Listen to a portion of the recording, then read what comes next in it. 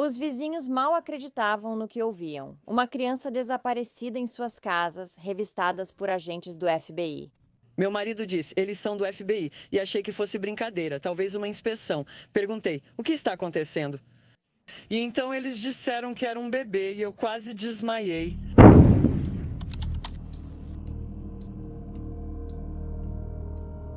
Lisa Irwin nasceu em 11 de novembro de 2010, filha de sua mãe, Deborah Bradley, e de seu pai, Jeremy Irwin, em Kansas City, Missouri. O apelido da pequena Lisa era Pumpkin Pie, e ela era uma bebê doce e feliz que adorava estar com seus irmãos de 5 e 8 anos. Então, Lisa e sua família moravam no quarteirão 3600 da North Lister Avenue, em Kansas City, Missouri.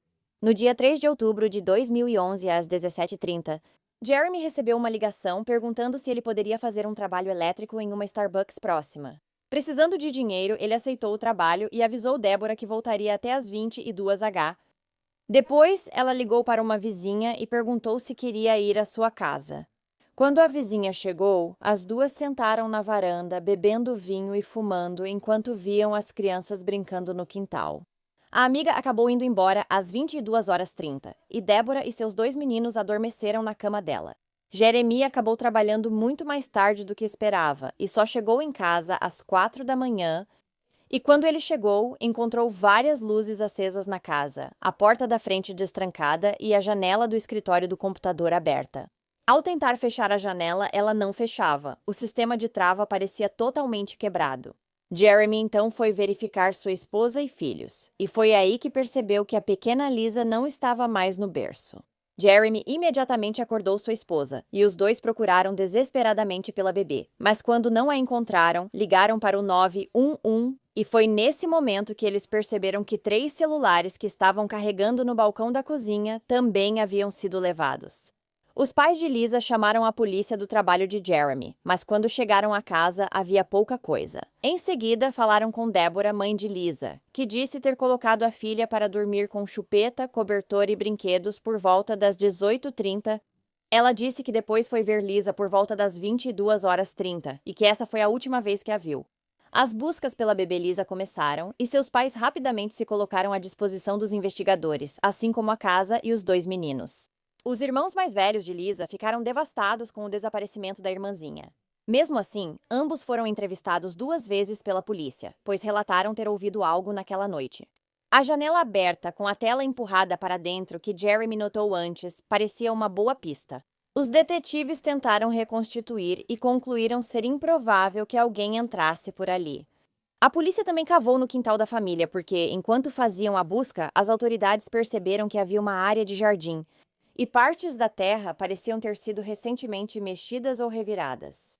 Evidências também foram retiradas de dentro da casa, incluindo carpete, um edredom multicolorido, shorts roxos, uma camiseta de personagem da Disney, um brinquedo de vagalume, um cobertor com tema de carro, rolos de fita adesiva e um dispensador de fita. Agora, a bebê Lisa foi vista pela última vez usando uma blusa branca com gatinhos e shorts roxos. E como eu disse, a polícia havia retirado shorts roxos da casa. No entanto, nunca foi confirmado que eram da Lisa. Na busca pela bebê, a polícia também verificou os bosques próximos, assim como um aterro sanitário local, mas nada foi encontrado. Isso deixou sob suspeita as pessoas mais próximas da Lisa, seus pais, e eles estavam sendo investigados não só pela polícia, mas também pelo público. Uma coisa que era estranha nesse momento era que, quando Débora conversou com a polícia, ela inicialmente disse que não tinha procurado sua filha fora de casa porque tinha medo do que poderia encontrar. Você não quer encontrar sua filha? Quando a polícia investigou a possível ligação da mãe de Lisa com o desaparecimento, surgiram discrepâncias em sua história. Ela disse à polícia que viu a filha pela última vez às 22h30, quando foi checá-la. Mas, depois de ficar em silêncio por 9 dias, ela deu uma entrevista na qual disse: a última vez que ela realmente viu Lisa foi quando a colocou para dormir às 18h30. Isso é uma diferença de 4 horas em relação ao que ela disse à polícia inicialmente. Débora também havia dito aos investigadores que não estava embriagada na noite em que Lisa desapareceu. Mas essa parte da história dela mudou. E agora, ela estava dizendo que tomou entre 5 e 10 taças de vinho, junto com medicação para a ansiedade. Essas são duas coisas que você definitivamente não quer misturar. Deborah, mãe de Lisa, fez um teste de polígrafo aplicado pela polícia, mas não passou. Disseram a Deborah que ela estava sendo enganosa ao responder se sabia onde Lisa estava. Esse polígrafo, no entanto, mais tarde seria revelado apenas como uma tática de interrogatório, desde que Lisa desapareceu. Também houve uma denúncia feita à polícia, na qual a pessoa disse que tinha visto um homem jogando uma sacola em um rio. Isso foi perto da Starbucks onde Jeremias trabalhava naquela noite. Porém, ele teria um álibi incontestável. Outra coisa que estava deixando as pessoas desconfiadas dos pais de Lisa era que cães farejadores de cadáveres foram levados para a casa e detectaram o cheiro de um corpo morto no quarto de Deborah, perto da cama dela. Nada acabou resultando disso, no entanto. E mais tarde, foi determinado que eles, na verdade, haviam detectado fezes, não restos humanos. O advogado do casal afirmou publicamente que seus clientes estavam apavorados com a segurança da filha e muito abalados. Ele também disse que eles se recusavam a acreditar em qualquer coisa, exceto que Lisa estava lá fora e ainda viva. Na mesma época, a polícia informou que os pais de Lisa deixaram de cooperar com a investigação. Os pais de Lisa negaram as alegações, dizendo que após um longo dia de interrogatórios, só precisavam de uma pausa. Mas apenas algumas horas depois disso, a polícia anunciou que eles não estavam mais cooperando. Mesmo suspeitando que Deborah estivesse ligada ao sumiço da filha por ser a única adulta em casa, os detetives não tinham provas para confirmar a teoria. Eles apenas sabiam que havia falhas na história de Deborah e que alguém podia ter entrado na casa sem que ela ouvisse. Porque o quarto dela e de Jeremias ficava no extremo oposto da casa em relação ao quarto de Lisa. E Deborah dormia com o ventilador ligado no máximo todas as noites. Deborah estava absolutamente apavorada com a possibilidade de ser presa, ela disse. Não era porque ela iria para a cadeia, mas sim porque, se fosse presa, isso queria dizer que a polícia pararia de procurar sua filha, tornando improvável que ela fosse encontrada. Com quem você está falando? Obrigada, papai. É o primeiro vislumbre real da vida da pequena Lisa em casa.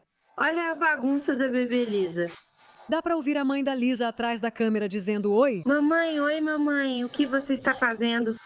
Lisa vestindo uma camiseta escrito Papai me ama. Momentos felizes em família que seus pais agora guardam com carinho. Boa menina.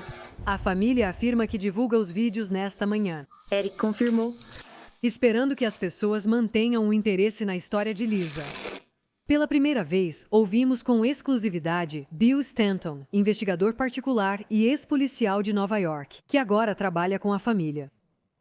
Como a família está agora? Estou vendo o coração de uma família sendo literalmente arrancado do peito. Depois de passar um tempo com a mãe do bebê, você acha que ela pode ter sido responsável pelo desaparecimento da filha? Vou tentar não responder como político e digo o seguinte: ela não quer ser descartada, ela não quer ser descartada. O que você quer dizer? Ela quer ser analisada, investigada, e então, quando todos sentirem que ela não é suspeita, aí sim podemos seguir em frente. Como eu disse anteriormente, 3 celulares foram levados ao mesmo tempo em que Lisa foi levada. Alguns desses celulares, na verdade, tinham sido desligados por falta de pagamento. Embora eu não tenha certeza de quantos deles agora. Se houve um invasor, provavelmente ele levou os celulares. Isso dificultou ainda mais ligar para o 911, já que essas eram as únicas coisas que estavam faltando na casa além do bebê Lisa. A polícia analisou os registros dos celulares de Jeremy e Deborah para verificar se houve ligações feitas após o desaparecimento de Lisa. E os detetives acabaram descobrindo que um desses celulares fez uma ligação misteriosa de 50 segundos na noite em que Lisa desapareceu. Mas ambos os pais negaram ter feito essa ligação. A ligação foi feita para Megan Wright, de Kansas City, embora ela negue ter atendido o telefone na época. Ela também negou conhecer os pais de Lisa, eles também negaram conhecê-la. Também nunca houve nenhuma ligação de nenhum dos telefones deles para o telefone de Megan, ou do telefone de Megan para qualquer um dos telefones deles, antes ou depois dessa ligação. Os registros também mostraram que alguém tentou acessar a caixa postal e o navegador de internet no telefone de Deborah, entre 3h17 e 3h32 da manhã. No dia 4 de outubro, a atividade aconteceu entre 1/5 e 1/3 de milha da casa da família. A questão é que Megan era ex-namorada de uma das pessoas de interesse da polícia, que também era um morador de rua local e vivia em uma casa de reabilitação nas proximidades. Aparentemente, esse homem era conhecido como John ou Jersey Tanco e era conhecido por invadir casas e roubar na região. Coincidentemente, em 3 de outubro, Jersey trabalhava em uma residência na mesma rua da casa dos Irwin. Os donos estavam fora da cidade e ele passou o dia cuidando do jardim. Uma vizinha viu Jersey por volta da 1 da tarde ao sair para fazer compras. Quando ela voltou, por volta das 9h30 da noite, ela percebeu que os aspersores do jardim estavam ligados e, por volta das 23h, notou que foram desligados. E como era responsabilidade do Jersey desligar esses aspersores, ela presumiu que ele tinha saído de casa em algum momento entre 9h30 e 11 da noite. Isso também indicava que ele podia ter estado no bairro dos Irwin.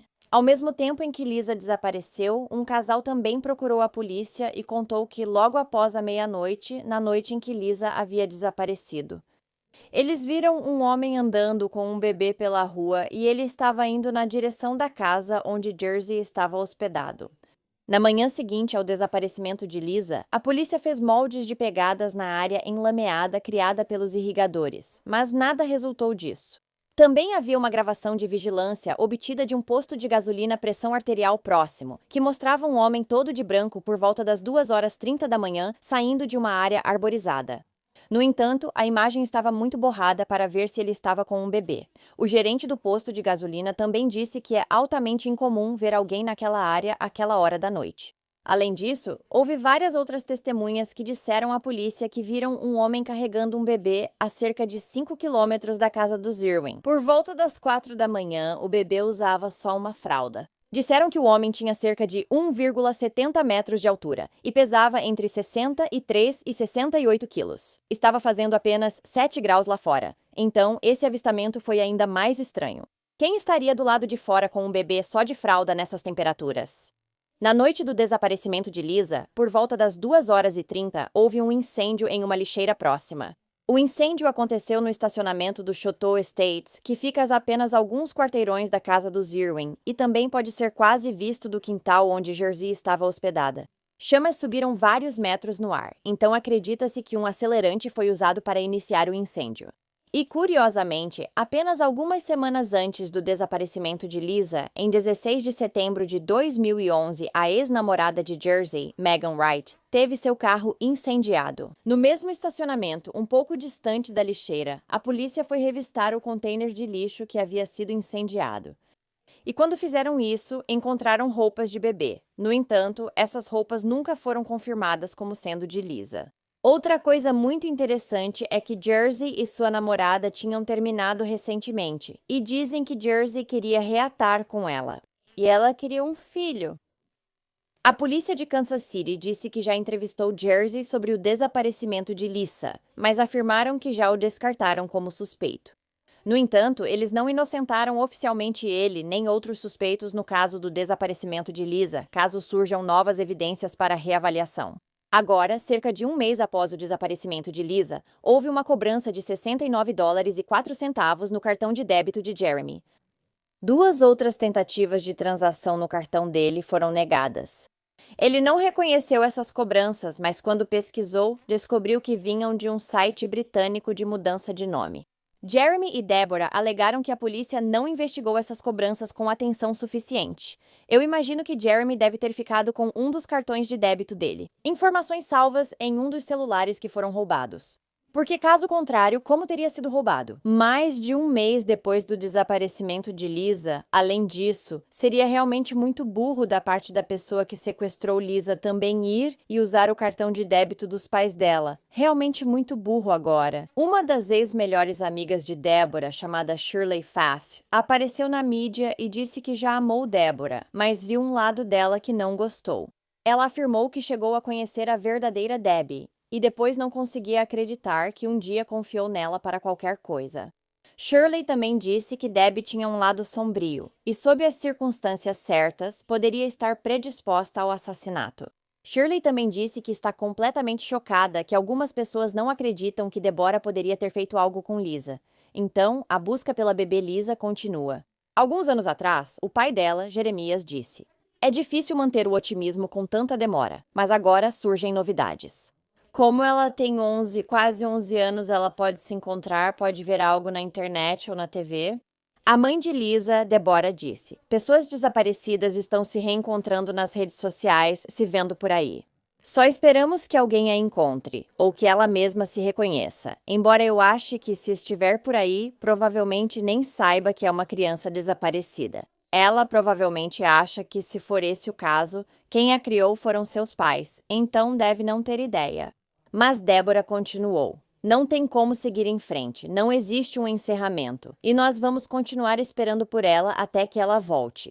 Eu sei que já se passaram 10 anos. Como vocês lidam com esses 10 anos? Já faz muito tempo e tem sido difícil para todos nós.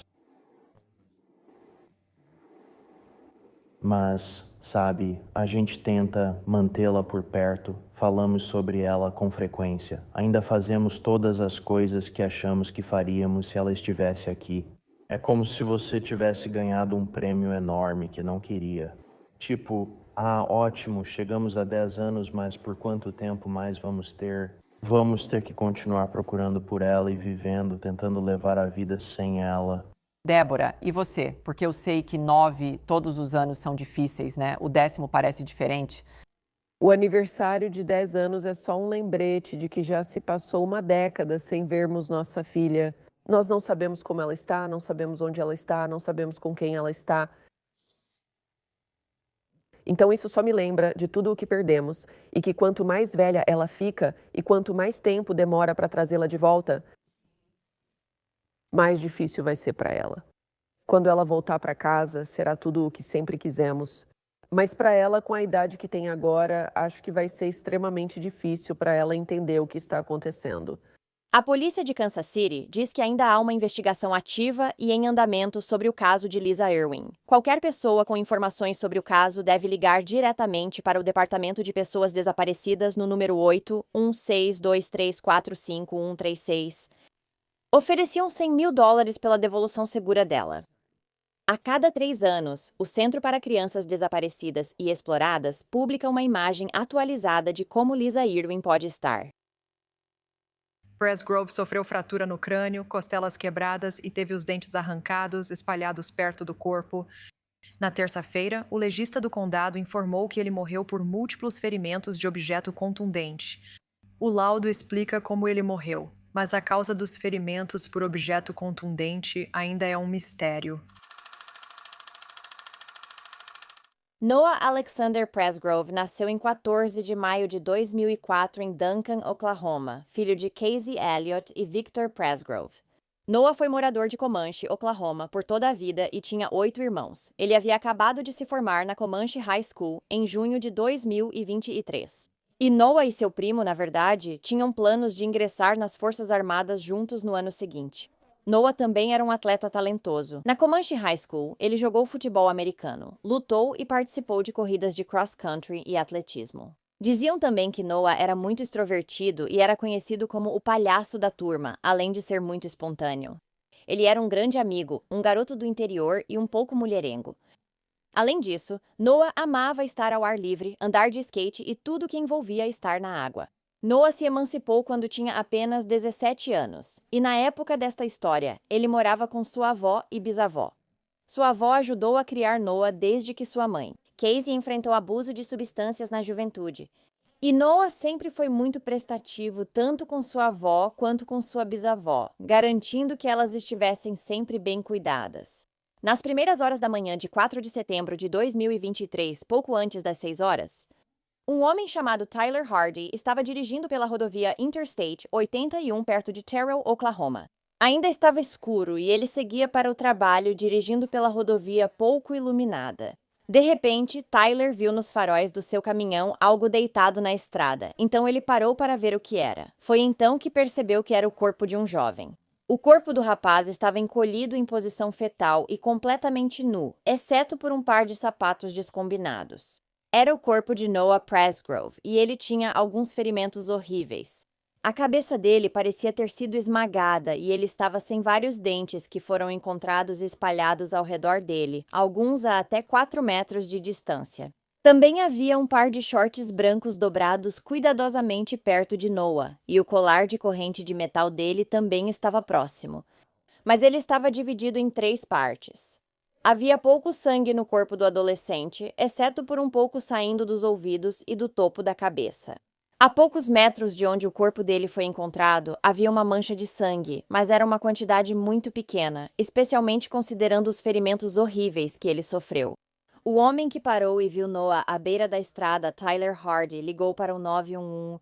E enquanto ele esperava os socorristas chegarem, outro homem que estava dirigindo um caminhão na frente dele pela US 81 parou e voltou para esperar com Tyler. Ambos os homens queriam garantir que a cena permanecesse intacta. Na rodovia 81. Logo ao norte de Maryland, Harold e Ryan, Oklahoma, deve ser mais ou menos 3 milhas ao norte de Harold. Tinha vários carros atrás de mim e parecia que alguém tinha chegado lá, andando pela rodovia com iluminação no acostamento. Parece que alguém está deitado na estrada. No acostamento, parecia que alguém foi atropelado enquanto andava. Não parecia teatro, parecia um corpo. Ok. Então, na rodovia 81... Ron e Carol, pouco ao norte de Terrell, cerca de 5 quilômetros, estão em um ponto baixo. Certo, e isso é...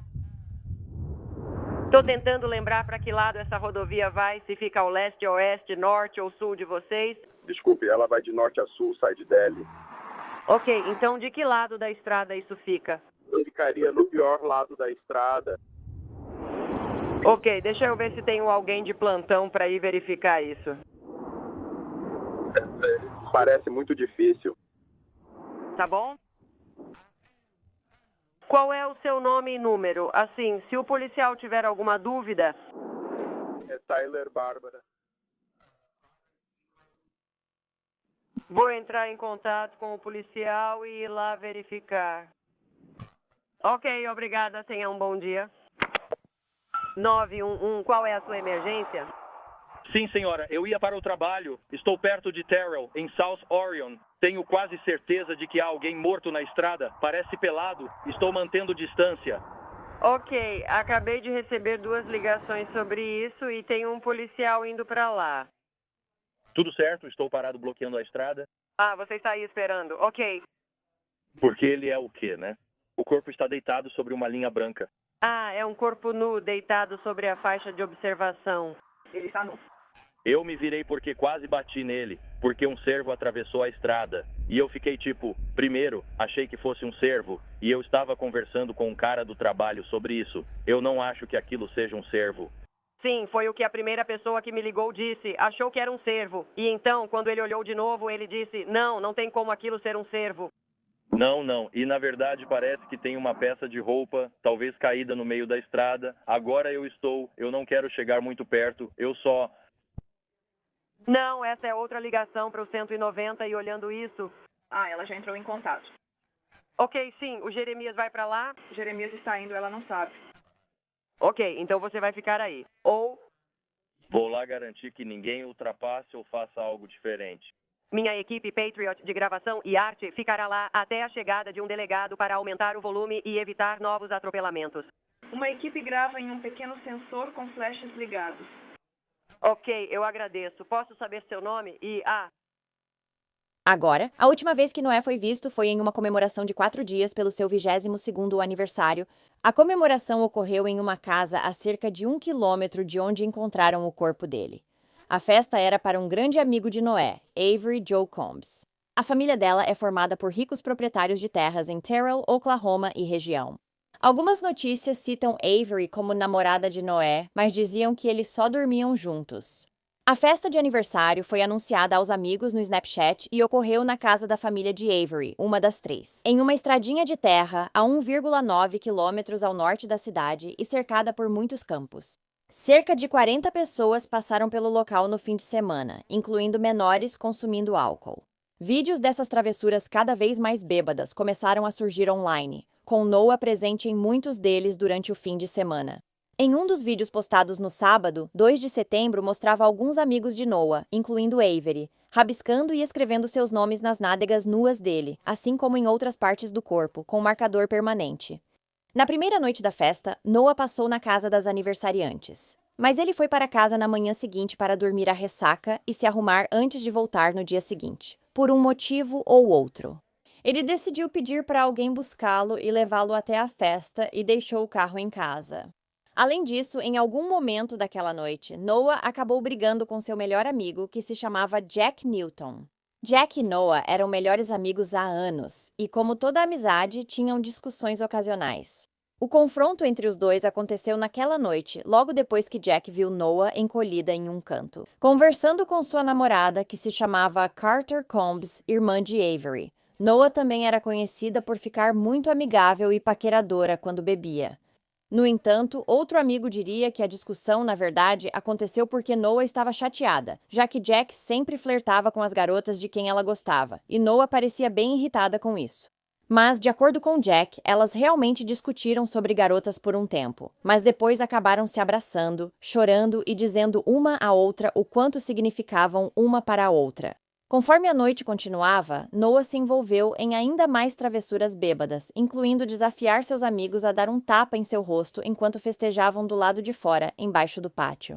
Em um vídeo que foi postado naquela noite, Noah foi vista insistindo repetidamente para que sua amiga Braylin Sweat a acertasse no rosto.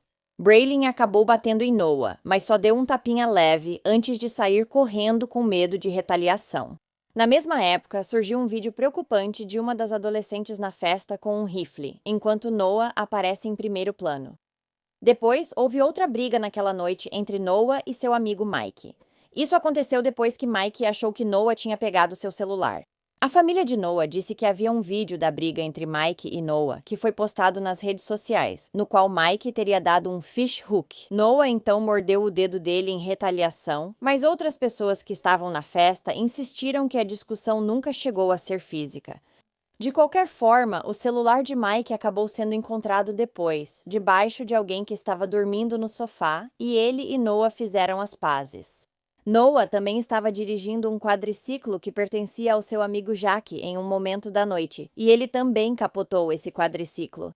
Mas ele saiu ileso, e todos na festa disseram que ele não tinha nenhum corte, hematoma ou qualquer tipo de ferimento visível. Jack disse que Noah deve ter capotado o quadriciclo depois que ele dormiu a 1h50 da manhã. Ele sabia disso porque Noah entrou no quarto dele, segundo ele, para pegar as chaves do quadriciclo naquele momento. O motivo pelo qual Jack foi dormir muito mais cedo do que os outros convidados da festa era porque ele disse que ia pescar no lago Waruka com o pai dele bem cedo na manhã seguinte. Os detalhes do que ocorreu depois variam bastante, principalmente quanto ao tempo, dependendo da pessoa com quem você fala. Dizem que depois que Noah capotou o quadriciclo, mesmo não tendo se machucado, ele estava muito sujo e bêbado demais para tomar banho sozinho. Então, a irmã de Avery, Carter, junto com uma garota chamada Jasmine Millan, ajudaram Noah a tomar banho. Dizem que foi feito um vídeo disso e postado no Facebook, porém, logo depois foi apagado e nunca mais reapareceu. Alguns disseram que no vídeo, Noah parecia alerta e brincava com as garotas. Mas outras pessoas que viram o vídeo disseram que Noah estava muito bêbado e mal conseguia ficar alerta. Depois que Noah tomou banho, seus amigos disseram que o ajudaram a vestir um short branco que pertencia a um dos amigos de Noah. Mais cedo naquela noite, como você pode ver nos vídeos, Noah estava usando um short preto, mas o short branco foi o que foi encontrado ao lado do corpo dele. Logo depois disso, Noah discutiu um pouco com Avery porque queria ir para a cama com ela, mas ela disse que ele não podia. Como ele mexeu com uma amiga dela na noite anterior, agora podia dormir no chão. Essa discussão com Avery deixou Noah bastante chateado, e ele decidiu sair vagando pela noite, da qual nunca mais seria visto com vida. Exatamente quando Noah saiu da festa naquela manhã, ainda era incerto, mas seus amigos estimaram que foi entre 3h15 e 3h30 da manhã, e eles disseram que isso não era incomum para Noah fazer em festas. Então, eles não acharam que havia algo diferente sobre ele sair para esfriar a cabeça naquela noite. Além disso, antes de Noah sair, ele colocou por engano um dos chinelos Hey Dude de um amigo em um dos pés e uma de suas próprias sandálias Adidas no outro pé. Por isso, ele foi encontrado usando calçados diferentes. Às 3h41 da manhã, Jasmine postou um Snapchat com a legenda: "Bem, Noah está desaparecido." Naquele momento, ela achava que ele só tinha saído para esfriar a cabeça e que voltaria logo. Ela não fazia ideia de que algo ruim tinha acontecido com ele naquela hora. Jack, amigo de Noah, contou que quem ainda estava acordado foi procurar Noah, mesmo sem se preocupar com sua segurança. Eles acharam que ele só estava se escondendo deles e que achava engraçado. Eles não o encontraram. E eles acabaram indo para casa, presumindo que Noah apareceria em algum momento. A família de Noah também afirmou que viu imagens de vídeo de Avery e Carter gritando um com o outro na varanda naquela noite por causa de Noah ter se afastado. Mas esse vídeo também nunca apareceu. Pouco antes das 6 da manhã, na segunda-feira, 4 de setembro, Jack acordou para ir pescar com o pai e percebeu naquele momento que Noah ainda estava desaparecido. Ele não tinha voltado, mas por algum motivo ele não estava preocupado com o amigo. E ele mandou uma mensagem para o pai, Caleb, às 5h53 da manhã, coincidentemente no mesmo horário em que a ligação para o 911 foi feita, dizendo que estava a caminho. Jack entrou no veículo e foi ao lago, dirigindo ao norte até encontrar o local onde o corpo de Noah fora achado. Jack disse ao pai, Caleb, que havia encontrado o corpo de Noah e mandou uma mensagem para ele. Quando o pai de Jack, Caleb, chegou ao local às 6h18 da manhã, os delegados do xerife do condado de Jefferson já haviam chegado e isolavam a cena. A autópsia do corpo de Noah foi extensa e só ficou pronta meses depois da morte dele, em maio de 2024. Ela revelou muitos ferimentos no corpo dele. Nas horas antes da morte, Noah sofreu 10 costelas quebradas, fraturas graves no crânio e no pescoço, hemorragia interna e escoriações por todo o corpo. A pele do lado esquerdo do couro cabeludo de Noah foi arrancada até o osso, e um tufo de cabelo e pele estava no meio da rodovia. Além disso, um tufo de cabelo foi achado na nádega direita dele, sem sangue ou tecido. Uma grande fratura atravessava o crânio de Noah, além de outras menores. Policiais descreveram que sua cabeça estava afundada.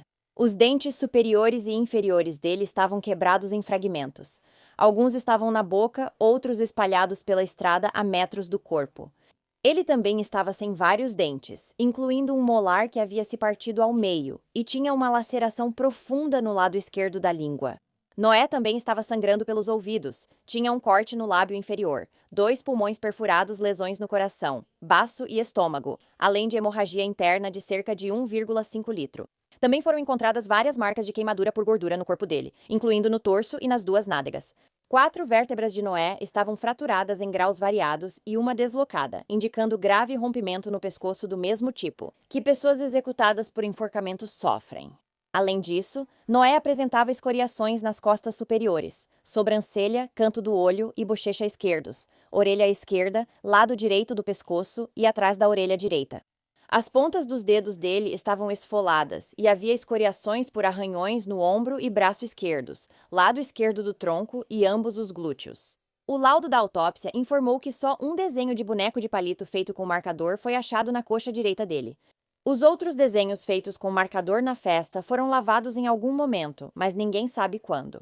E o laudo toxicológico de Noah mostrou que ele tinha um nível de álcool no sangue de 0,14, mas absolutamente nenhuma droga em seu organismo.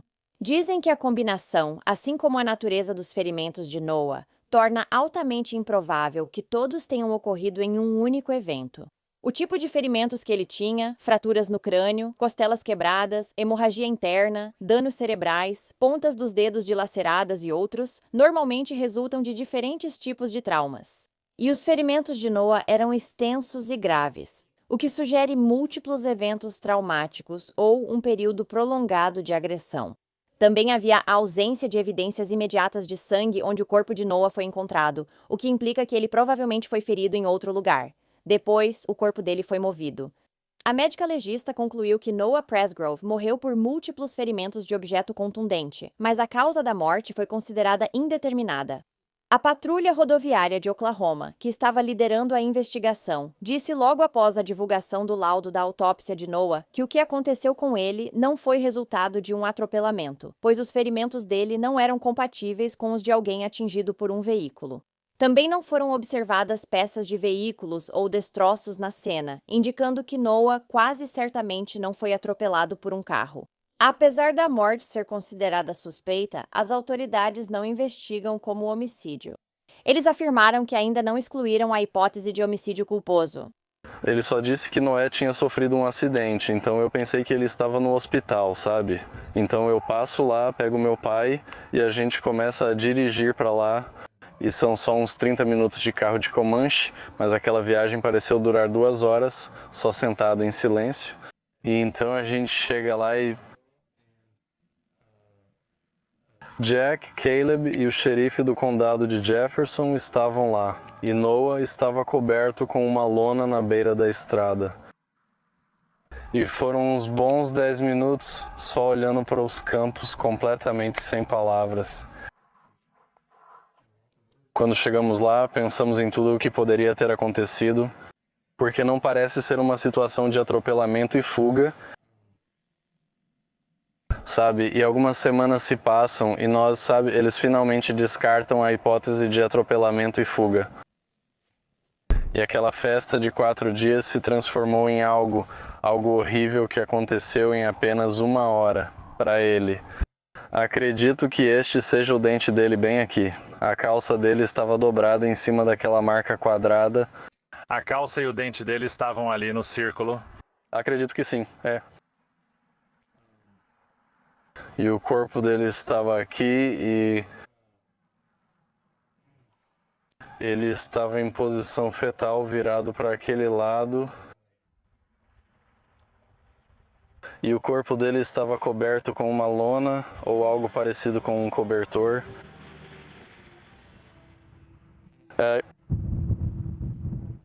Enquanto você está olhando para isso, você pode ver sangue vazando pela cobertura e caindo no chão. Enquanto estou olhando para isso simplesmente parece estranho. A posição do corpo, do dente, dos shorts, onde eles estão, não parece um atropelamento. Pelo menos não que eu saiba. Já ouviu eles suspeitarem de crime? Já ouvi suspeita de crime, morte suspeita. Mais uma vez, não me contam tudo para não atrapalhar a investigação, mas eles disseram que tem algumas pessoas em mente nessa situação e que estão realmente de olho nelas. Pode me dizer quem são essas pessoas? Eles não me disseram. Mas disseram que tem algumas pessoas em mente. É, interessante. Alguém tem que saber de alguma coisa? Alguém tem que saber de alguma coisa, sabe? Se tem 40 pessoas por perto e alguém, você sabe, vai embora, alguém sabe disso. Então, se 40 pessoas estão por perto e alguém entra numa briga, alguém sabe disso, sabe? E com todo mundo tão próximo, com tantas fotos tiradas no Snapchat, você pensa que alguma coisa tem que aparecer, alguém tem que saber de algo e só não quer falar. Agora, a polícia tinha teorias sobre como Noah morreu. A principal era que ele foi empurrado da traseira de uma caminhonete em movimento. E ele caiu e bateu a cabeça na estrada. Então Noah se levantou, cambaleou um pouco antes de cair novamente no asfalto, e é por isso que foram encontrados alguns pequenos pontos de sangue. Mas embora essa teoria seja possível, ela também é altamente improvável devido à ausência de ferimentos encontrados na parte inferior do corpo de Noah.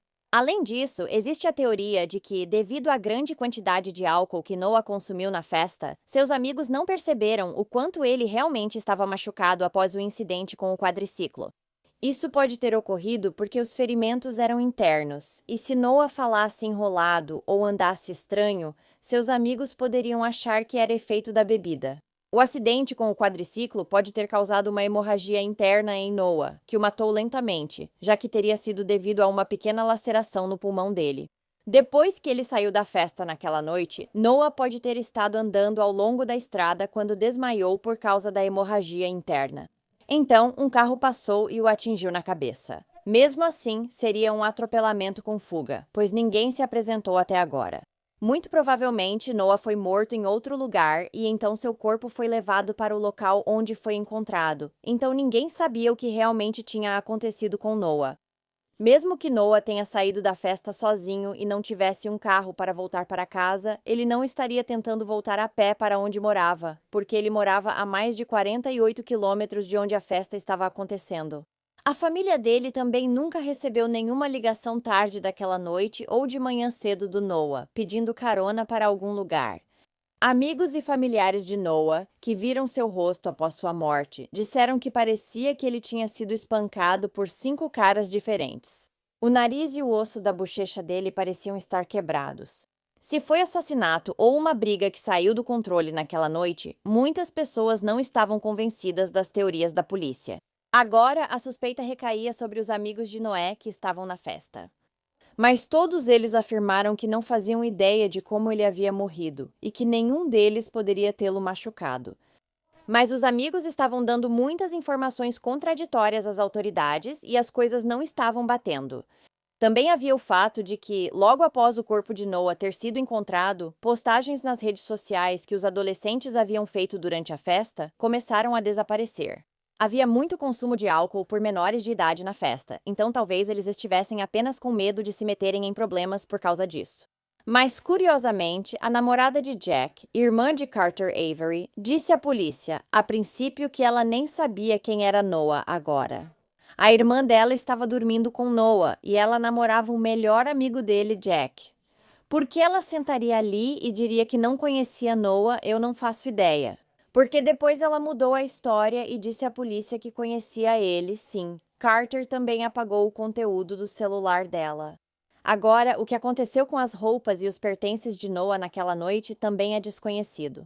A família dele afirma que as roupas dele, incluindo a regata com a bandeira dos Estados Unidos que ele usou na festa naquela noite, foram cortadas e distribuídas entre os amigos dele. Como lembranças pelo pai de Jack, Caleb, no entanto, ele descarta isso como um boato sem fundamento.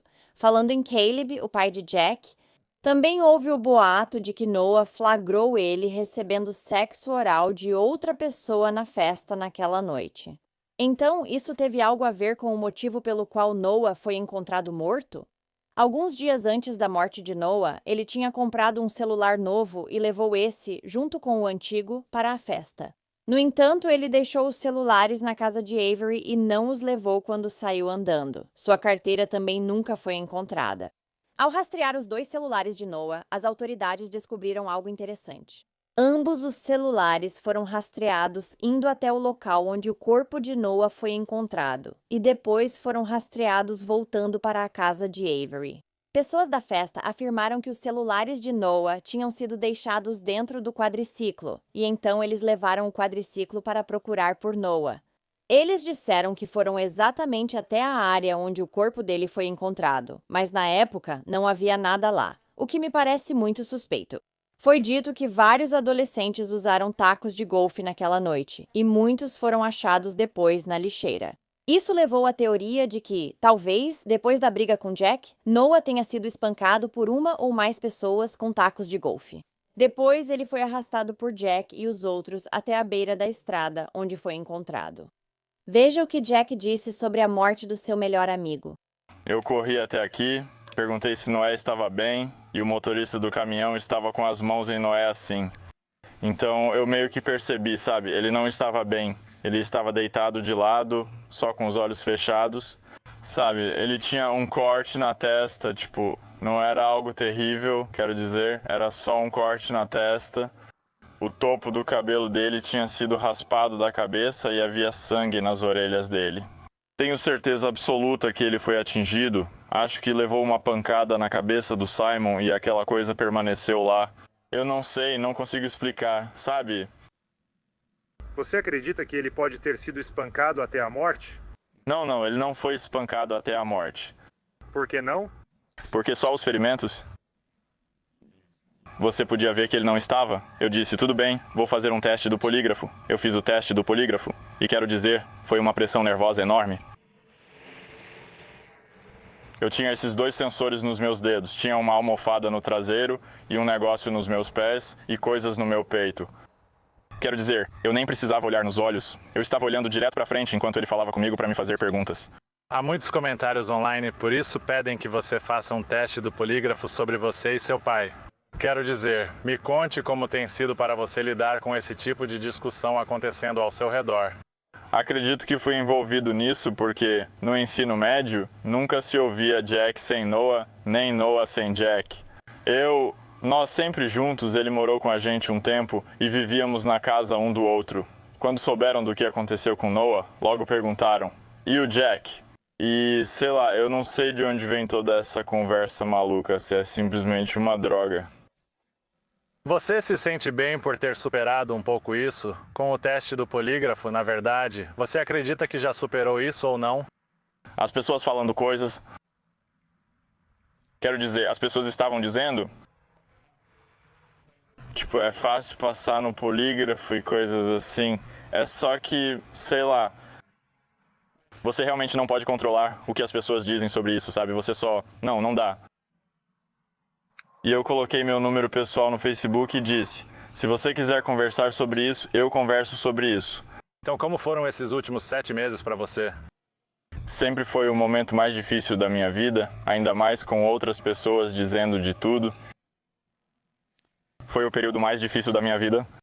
Outra coisa que foi estranha foi que quando o corpo do Noé foi encontrado, o short branco que ele supostamente estava usando estava dobrado direitinho perto do corpo dele e estava intacto.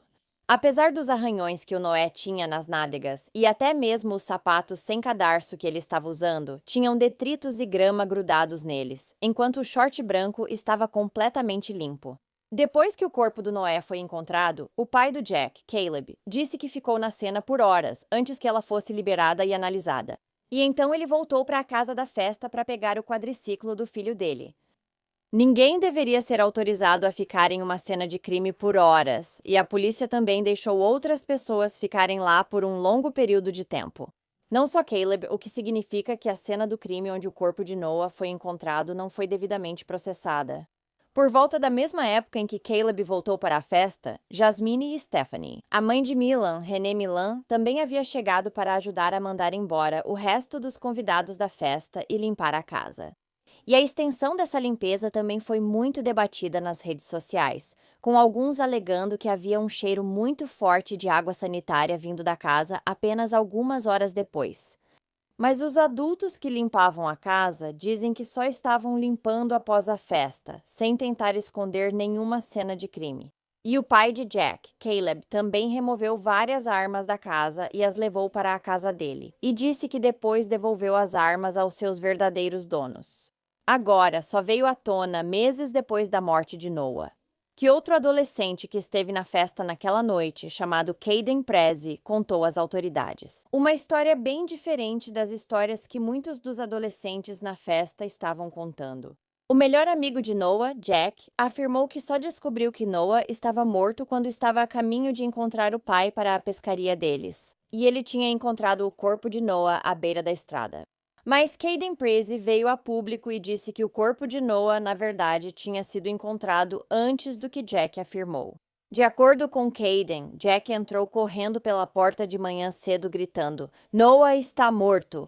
Ele estava desesperado e chorando, mas então saiu correndo de volta pela porta, entrou na caminhonete e foi embora.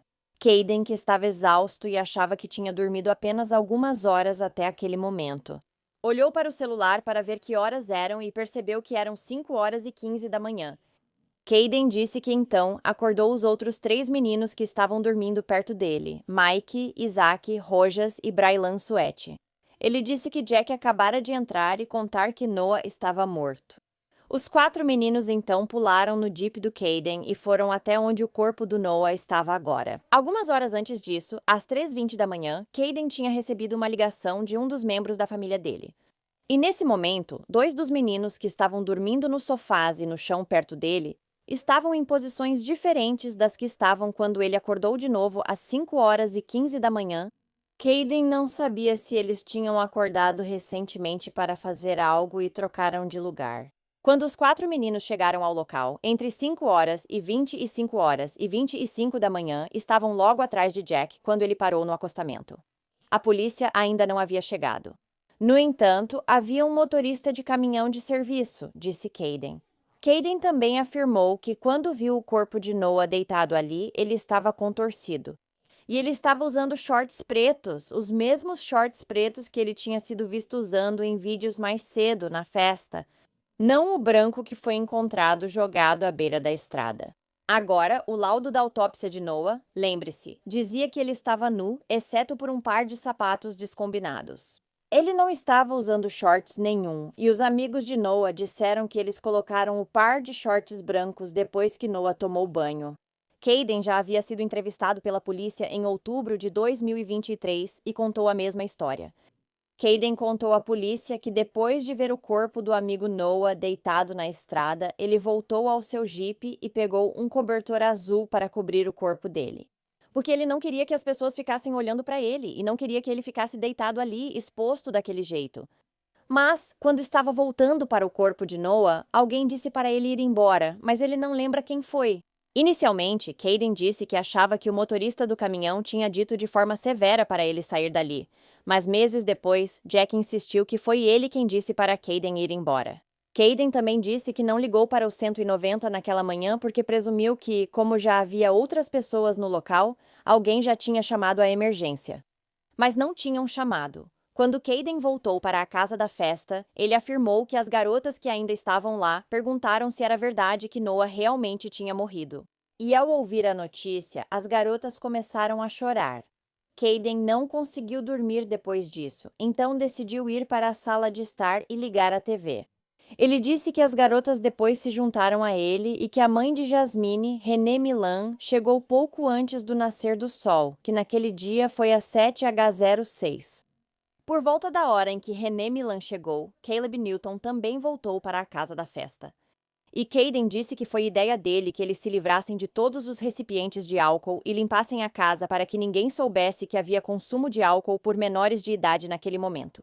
Ele também disse que eles achavam que Noah tinha sido vítima de um atropelamento, então não pensaram que estavam limpando uma possível cena de crime.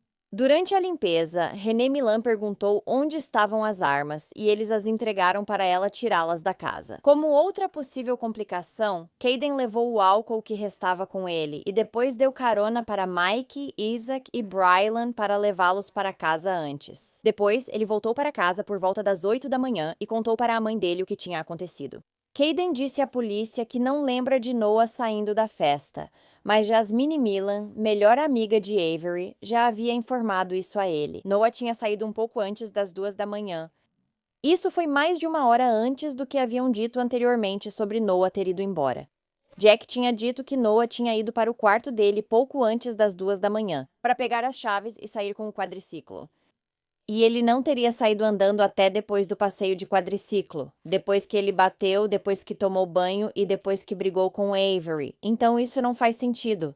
E Jack insiste que Caden só se confundiu com os horários. Outras pessoas na festa dizem o mesmo, mas Jack também insiste que Caden só chegou ao local quando já estava claro lá fora. O que, em qualquer linha do tempo, não pode ser verdade, já que, como eu disse, o nascer do sol foi às 7h06 da manhã, então, de qualquer forma, eles chegaram lá antes disso.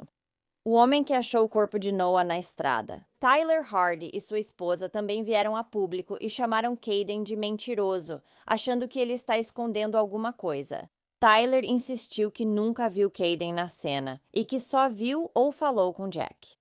Mas a questão é que Caden descreveu à polícia, em sua entrevista inicial, exatamente como o corpo de Noah foi encontrado deitado. Caden também afirmou que o caminhão de serviço visto naquela manhã não parecia a Ford F-150 do Tyler, pois tinha carroceria aberta e equipamentos atrás. Ele comentou que o caminhão parecia um veículo de trabalhadores do governo, então talvez Caden tenha visto outro veículo. E quando Tyler chegou lá e ligou para o 911, o caminhão já tinha ido embora. Renee Milan também já havia dito em uma postagem no Facebook que recebeu uma ligação da filha entre 5h45 e 6h. E ela levou cerca de 40 a 45 minutos para chegar à casa da festa depois disso. Isso contradizia o que Jack disse, porque sua filha Jasmine só saberia que Noah estava morto se a linha do tempo de Caden fosse a correta. Há opiniões conflitantes sobre se a polícia chegou a revistar a casa onde foi a festa. A família de Noah disse que a Polícia Rodoviária de Oklahoma afirmou não haver evidências no local onde o corpo foi achado que o relacionassem à casa da festa.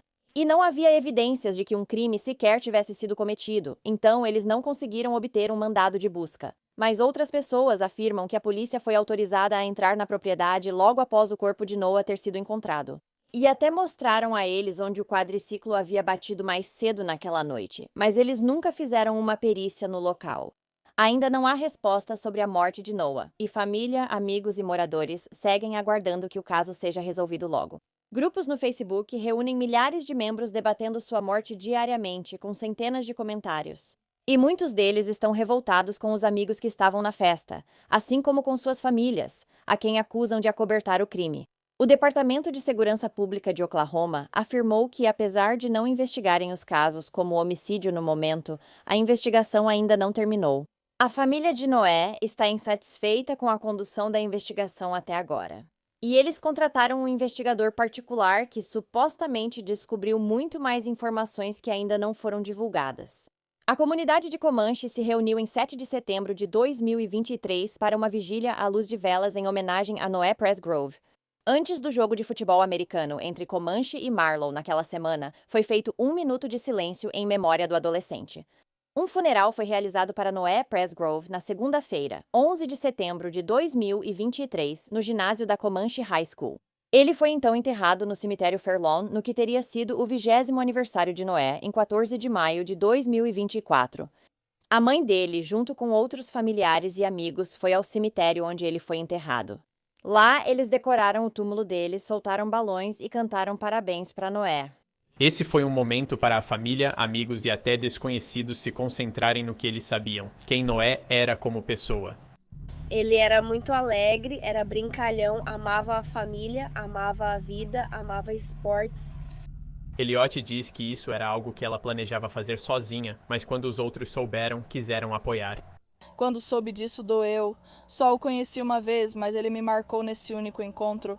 É fácil notar pelos vídeos e postagens sobre ele que era um bom garoto, de bom coração. Mais de uma dúzia de carros foi ao cemitério, onde todos cantaram parabéns, seguindo a tradição da família. Como é saber que pessoas que você nunca conheceu na vida conhecem a história do Noah e estão apoiando? Isso me faz sentir que R.A. é um bom homem. Isso me faz sorrir, traz alegria ao meu coração, que sabe, ele tinha juízo e eu tenho orgulho disso.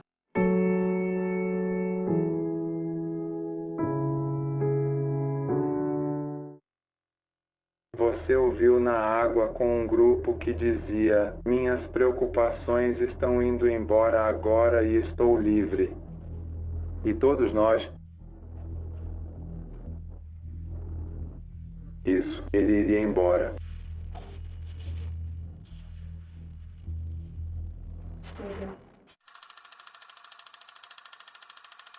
Vincent Alexander Viafor nasceu em 22 de agosto de 1968 em Bronxville. Em 1970, sua família mudou-se para o condado de Dutchess e se estabeleceu em Wappingers Falls. Vincent estudou na Roy C. Ketchum High School e integrou a equipe de luta livre. Ele se formou em 1986 e depois continuou seus estudos na Dutchess Community College. Vincent atuou por mais de 20 anos no Escritório de Serviços Gerais do Estado de Nova York, no Departamento de Design e Construção, como oficial certificado de fiscalização de códigos e gerente sênior de projetos. Ele também era um cozinheiro entusiasmado, famoso por suas incríveis costelas de churrasco defumadas. Amava o Vale do Rio Hudson e corria regularmente pela passarela ao redor. Ele também gostava de participar de ligas de bilhar e vôlei. Vincent adorava passar tempo com a família e amigos, e era muito próximo de seu sobrinho Michael. Além disso, Vincent era conhecido por ser muito generoso e era um cara divertido que gostava de dançar e festejar. Em 2013, Vincent conheceu uma mulher chamada Angelica Graswald, natural da Letônia. Ela veio para os Estados Unidos após conseguir emprego como babá em Greenwich, Connecticut. Ela era estudante universitária de inglês e alemão e esperava se tornar professora ou tradutora. Um dia, no entanto, ela acabou tirando um tempo de folga e nunca mais voltou. Quando as duas se conheceram, sentiram uma atração instantânea uma pela outra. Angélica adorava como Vincent era extrovertido e compartilhava interesses com ela. Eles faziam trilhas, jogavam sinuca e mantinham uma vida social ativa. Outra semelhança era que ambos já haviam se casado e se divorciado 2 vezes antes de se conhecerem. Depois de namorarem por cerca de 1 ano, Vincent e Angélica ficaram noivos em fevereiro de 2014. O pedido foi completamente espontâneo e aconteceu em uma churrascaria Hibachi. Vincent deu para Angélica uma fatia de cebola da grelha. Como anel de noivado, foi amor à primeira vista.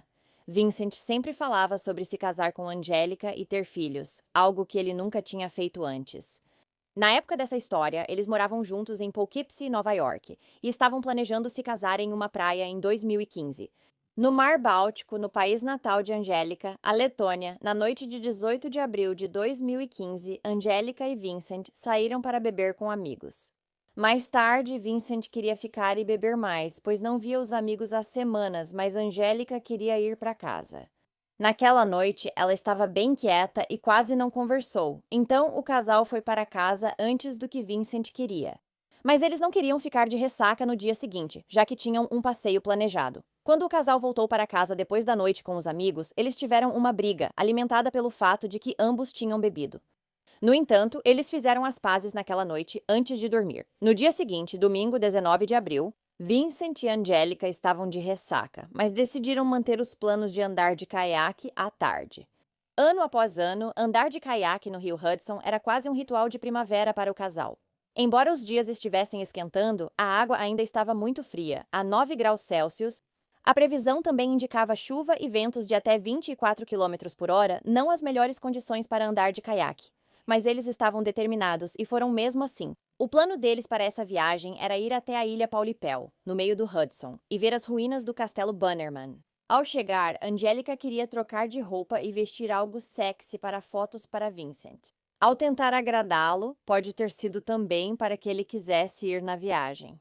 Antes de saírem, Angélica contou que Vincent arrumou tudo, colocou o colete salva-vidas nela, mas esqueceu o dele. Isso foi logo após as 16 horas daquela tarde. Angélica e Vincent colocaram seus caiaques no rio Hudson. Eles também levaram algumas cervejas, algumas modelos cada um. E quando chegaram na ilha, eles exploraram um pouco e tiraram algumas fotos da Angélica com sua lingerie sexy. E às 19h, como estava muito frio e ventando, decidiram voltar. No início, Angélica contou que Vincent se divertia com a água agitada. Ele contou a ela que se divertia muito nessa aventura.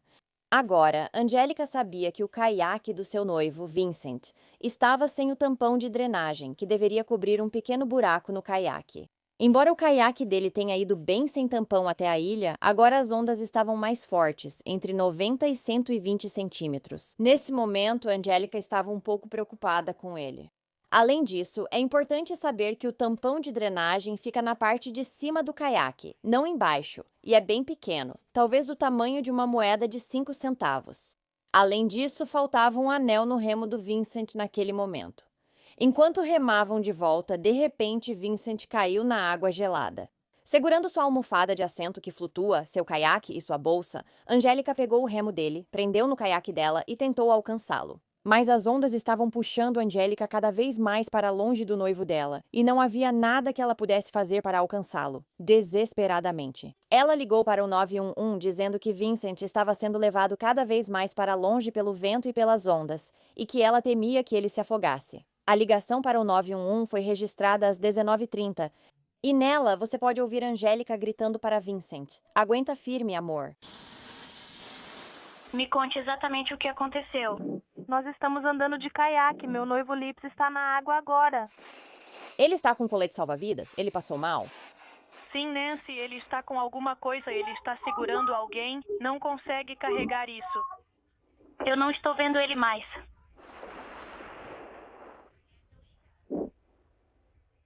Angélica, consegue me ouvir? Angélica, você ainda está comigo? Tudo bem, Angélica. Você pode me ouvir? Angélica?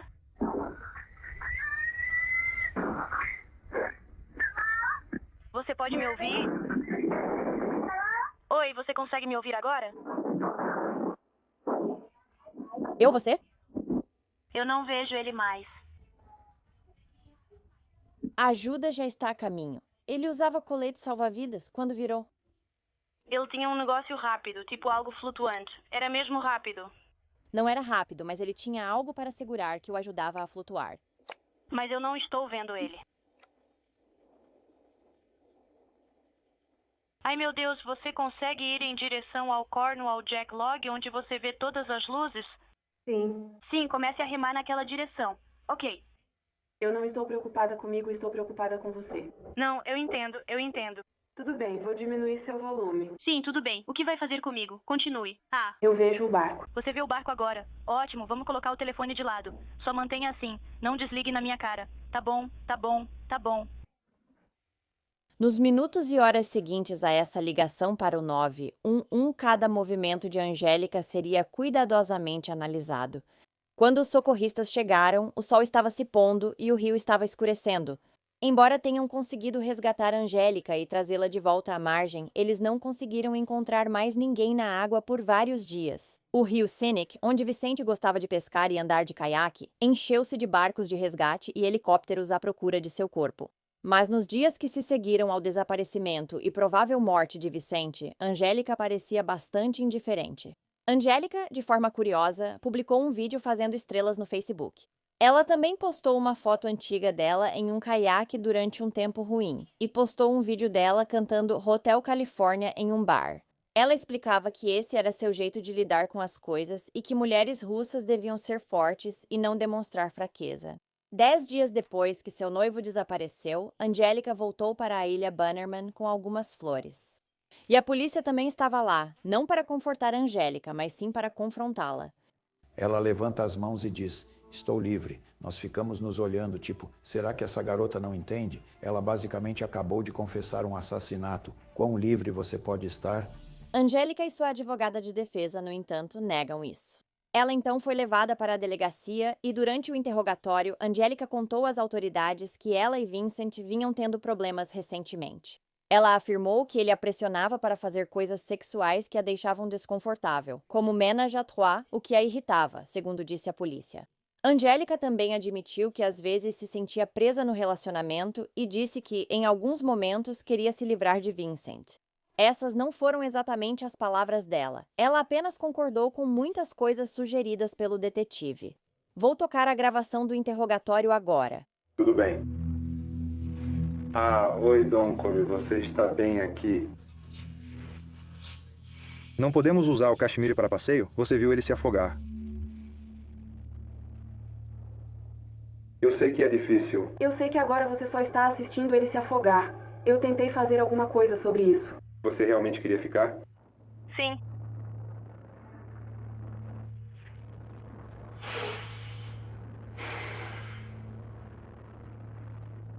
Se ele não tivesse dito para ligar para o 911, eu teria remado com todas as minhas forças e conseguido chegar lá, de algum jeito.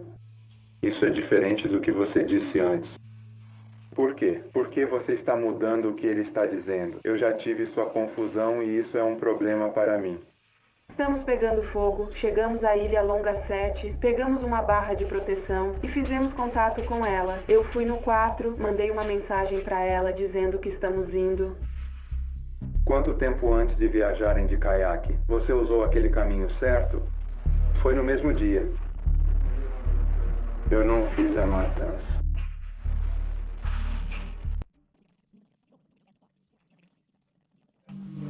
Batidas. Às vezes, quando ela está sozinha na sala de interrogatório, sem saber que há uma câmera gravando, Angélica se solta fazendo yoga, até mesmo um pouco de amarelinha. E ela tem uma apólice de seguro de vida. Sim. Você estava nela. Sim. Nós sempre queremos começar a ver você fazendo essas coisas sexuais. Bem, sim. Ok.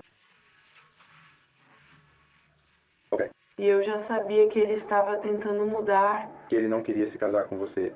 Claro, quem pediria alguém em casamento sem ter certeza? Quando você o lavou na água, você disse: minhas preocupações estão indo embora. Agora estou livre. E nós estamos quase lá. Antes eu achava que ele iria embora. Você se sentiu assim. O que você queria que pensassem? Eu estava fazendo tudo o que podia para salvá-lo. Como você se sente sabendo que isso está para acontecer? Que ao partir... Tipo, chegando com tudo, nem são coisas que a gente usa. O que o lado do demônio está dizendo? O lado do demônio? Ah, ele não está tão chapado quanto eu estava. Eu estava no exército.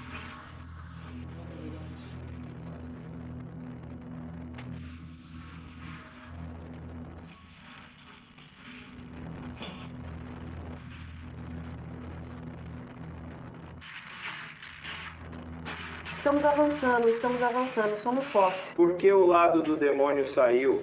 Mas o que foi que eu expliquei? Eles também perguntaram a ela se tirar o tampão do caiaque de Vincent era uma forma de se vingar dele, ao que ela também respondeu que sim. Ela chegou a dizer que não queria que ele sumisse de vez. Angélica depois esclareceu isso, dizendo que o que ela queria era sair do relacionamento, mas de forma alguma queria que ele morresse. No entanto, além da raiva, outro provável motivo de Angélica era o dinheiro. Ela poderia ganhar quase $500.000 com as 2 apólices de seguro de vida dele. Angélica disse à polícia que havia retirado o tampão do caiaque de Vincent meses antes ao usá-lo como brinquedo para o gato. Não foi algo que ela pensou de propósito antes da viagem deles. Após horas de interrogatório, Angélica revela aos investigadores que tirou o tampão em abril, mesmo mês em que foram andar de caiaque. O interrogatório inteiro de Angélica duraria 11 horas e o advogado dela disse que o único motivo pelo qual ela acabou fazendo uma declaração dizendo que tinha matado Vincent foi porque ela foi coagida a fazer uma confissão falsa. Você matou alguém? Certo? Não sou eu quem está perguntando. Quero que você me diga a verdade. Eu estou te dizendo. Qual é a resposta para essa pergunta? Eu não queria ele. Angélica, qual é a verdadeira resposta para essa pergunta? Tudo bem, ela fez uma declaração. O que é? Eu queria que ele morresse e agora ele se foi.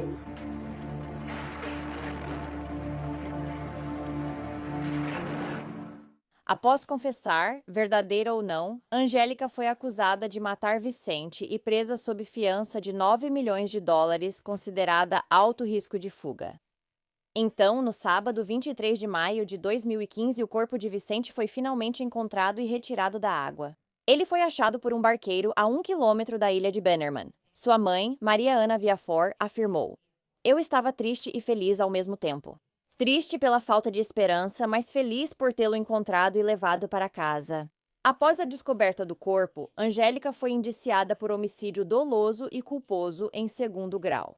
Ela se declarou inocente de ambas as acusações. A defesa de Angélica Graswald esperava que, com a autópsia de Vicente, as acusações contra ela fossem retiradas. Mas, apenas algumas semanas depois, o médico legista determinou que Vicente morreu por afogamento e que ele tinha um teor alcoólico no sangue de 0,06, o que é baixo. Ainda assim, ele estava sob efeito de álcool e a morte de Vicente foi considerada homicídio. O legista notou que o tampão de drenagem foi removido de propósito.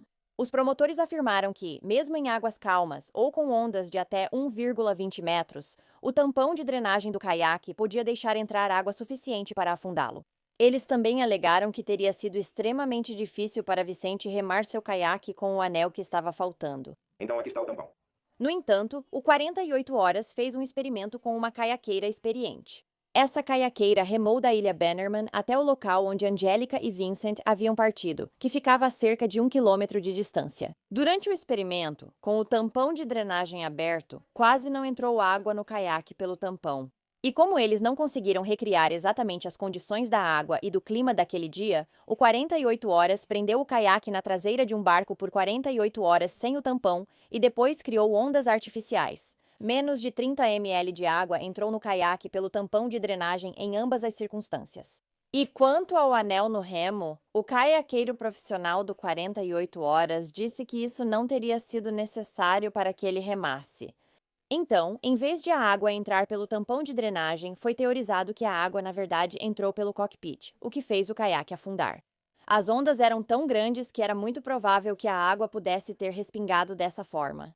A tampa do dreno cobre um buraco de cerca de 2 a 2,5 centímetros de diâmetro. A abertura do cockpit mede 56 centímetros de largura e 1,17 metros de comprimento. Ambos ficam na parte de cima do caiaque, acima da linha d'água. Então, se o caiaque enchesse de água, era muito mais provável que tivesse entrado pelo cockpit. Vincent também tomou várias outras decisões ruins naquela noite que o colocaram em um risco muito maior de afogamento do que remar sem uma boia ou tampão de drenagem. Primeiro, ele não tinha saia de proteção para evitar a entrada de água no cockpit. Além disso, ele não usava colete salva-vidas ou proteção para imersão, com a água a apenas 9 graus Celsius naquela noite. Ele também não fazia ideia do que estava enfrentando e havia consumido álcool. A defesa de Angélica afirmou que o caiaque de Vincent era barato, vendido em lojas comuns, sem compartimentos estanques ou flutuação. Pouquíssimos caiaques realmente afundam. No entanto, o Beach 124 de Vincent é um dos que afundam. Sem roupa de neoprene ou seca, Vincent sentiria o choque térmico da água fria ao cair. E em poucos minutos, ele teria perdido a eficácia do uso dos braços e das pernas e, em 30 a 60 minutos, teria perdido a consciência. A defesa de Angélica também disse que a primeira regra do resgate é não se tornar a vítima você mesma. Não importava o que Angélica pensasse, ela não tinha habilidades ou treinamento para salvar Vincent no Hudson naquele dia. Além disso, Vincent era quase o dobro do tamanho dela e podia estar em pânico. Ele poderia virar o caiaque dela e matar os dois se ela se aproximasse. Um ex-namorado de Angélica comentou que, embora não a imaginasse matando alguém, ela tinha um lado um pouco sombrio. Ele disse que ela tinha temperamento ruim e era raivosa. O namorado viu isso uma vez após o término.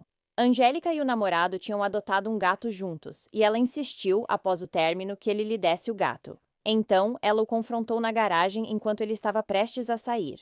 Como ele recusou as exigências dela, Angélica deitou-se atrás do carro na garagem e afirmou que não sairia. Até que ele entregou o gato para ela, e esse ex-namorado acabou cedendo e dando o gato porque não queria atropelá-la. Mas ele também poderia ter chamado a polícia. Provavelmente é o que eu teria feito. Uma amiga de Vincent Viafor, chamada Sherry Party, também falou sobre o temperamento ruim de Angélica. Sherry disse que já tinha presenciado Angélica ficar muito brava e violenta quando bebia, chegando a dar tapas no rosto de Vincent.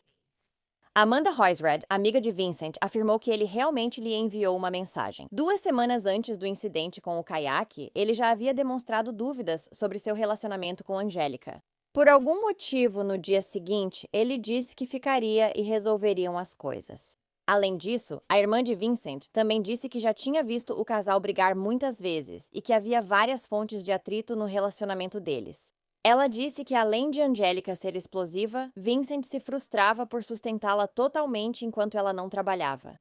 De acordo com essa irmã, ele na verdade tinha terminado o noivado com Angélica, mas continuou a sustentá-la financeiramente e a morar com ela. Antes do início do julgamento, em 24 de julho de 2017, Angélica Graswald concordou, chorando, em se declarar culpada de homicídio culposo por negligência criminal. Ela se declarou culpada com o acordo de que seria sentenciada à pena máxima de prisão estadual para essa acusação, que era de 1 ano e 4 meses a 4 anos em uma prisão estadual. O promotor decidiu reduzir as acusações contra Angélica porque disse que seria muito difícil provar que Angélica matou seu noivo de propósito. Vincent, mesmo com o tampão do ralo removido, e a família de Vincent não acreditava de forma alguma que sua morte foi um acidente. Quando Angélica recebeu esse acordo judicial, a mãe dele, Mary Ann, não gostou. Ela disse: 4 anos por tirar a vida de alguém, de jeito nenhum. Meu filho era um bom homem e sentimos muita falta dele. A irmã de Vincent disse: se ela não tivesse feito algo, teria lutado contra isso. Ela fez um acordo. Quem é inocente não aceita isso. Aceitar o acordo fez com que ela pegasse só alguns meses de prisão, em vez dos 25 anos que poderia enfrentar se fosse a julgamento. Sim, uma pessoa inocente aceitaria um acordo se fosse do seu interesse e não quisesse ficar presa para sempre, ainda mais com o tempo já cumprido. Angélica Graswald foi libertada da prisão poucos dias antes do Natal de 2017. Sua liberdade condicional foi concluída em 2019.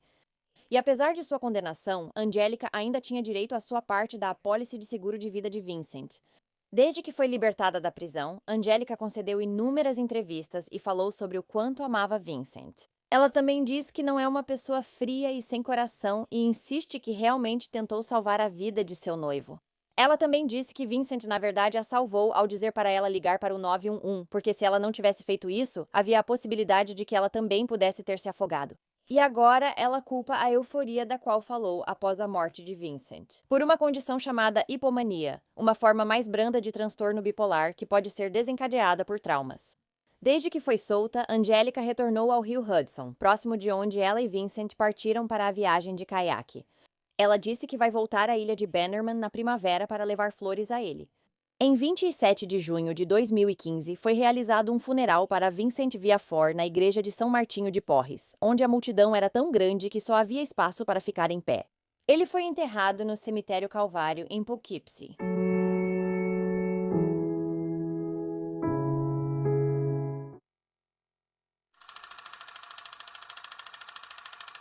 Shang Lei Li, também conhecida como Angie Li, era da China e tinha um negócio de planejamento de casamentos chamado Casamento da Cinderela.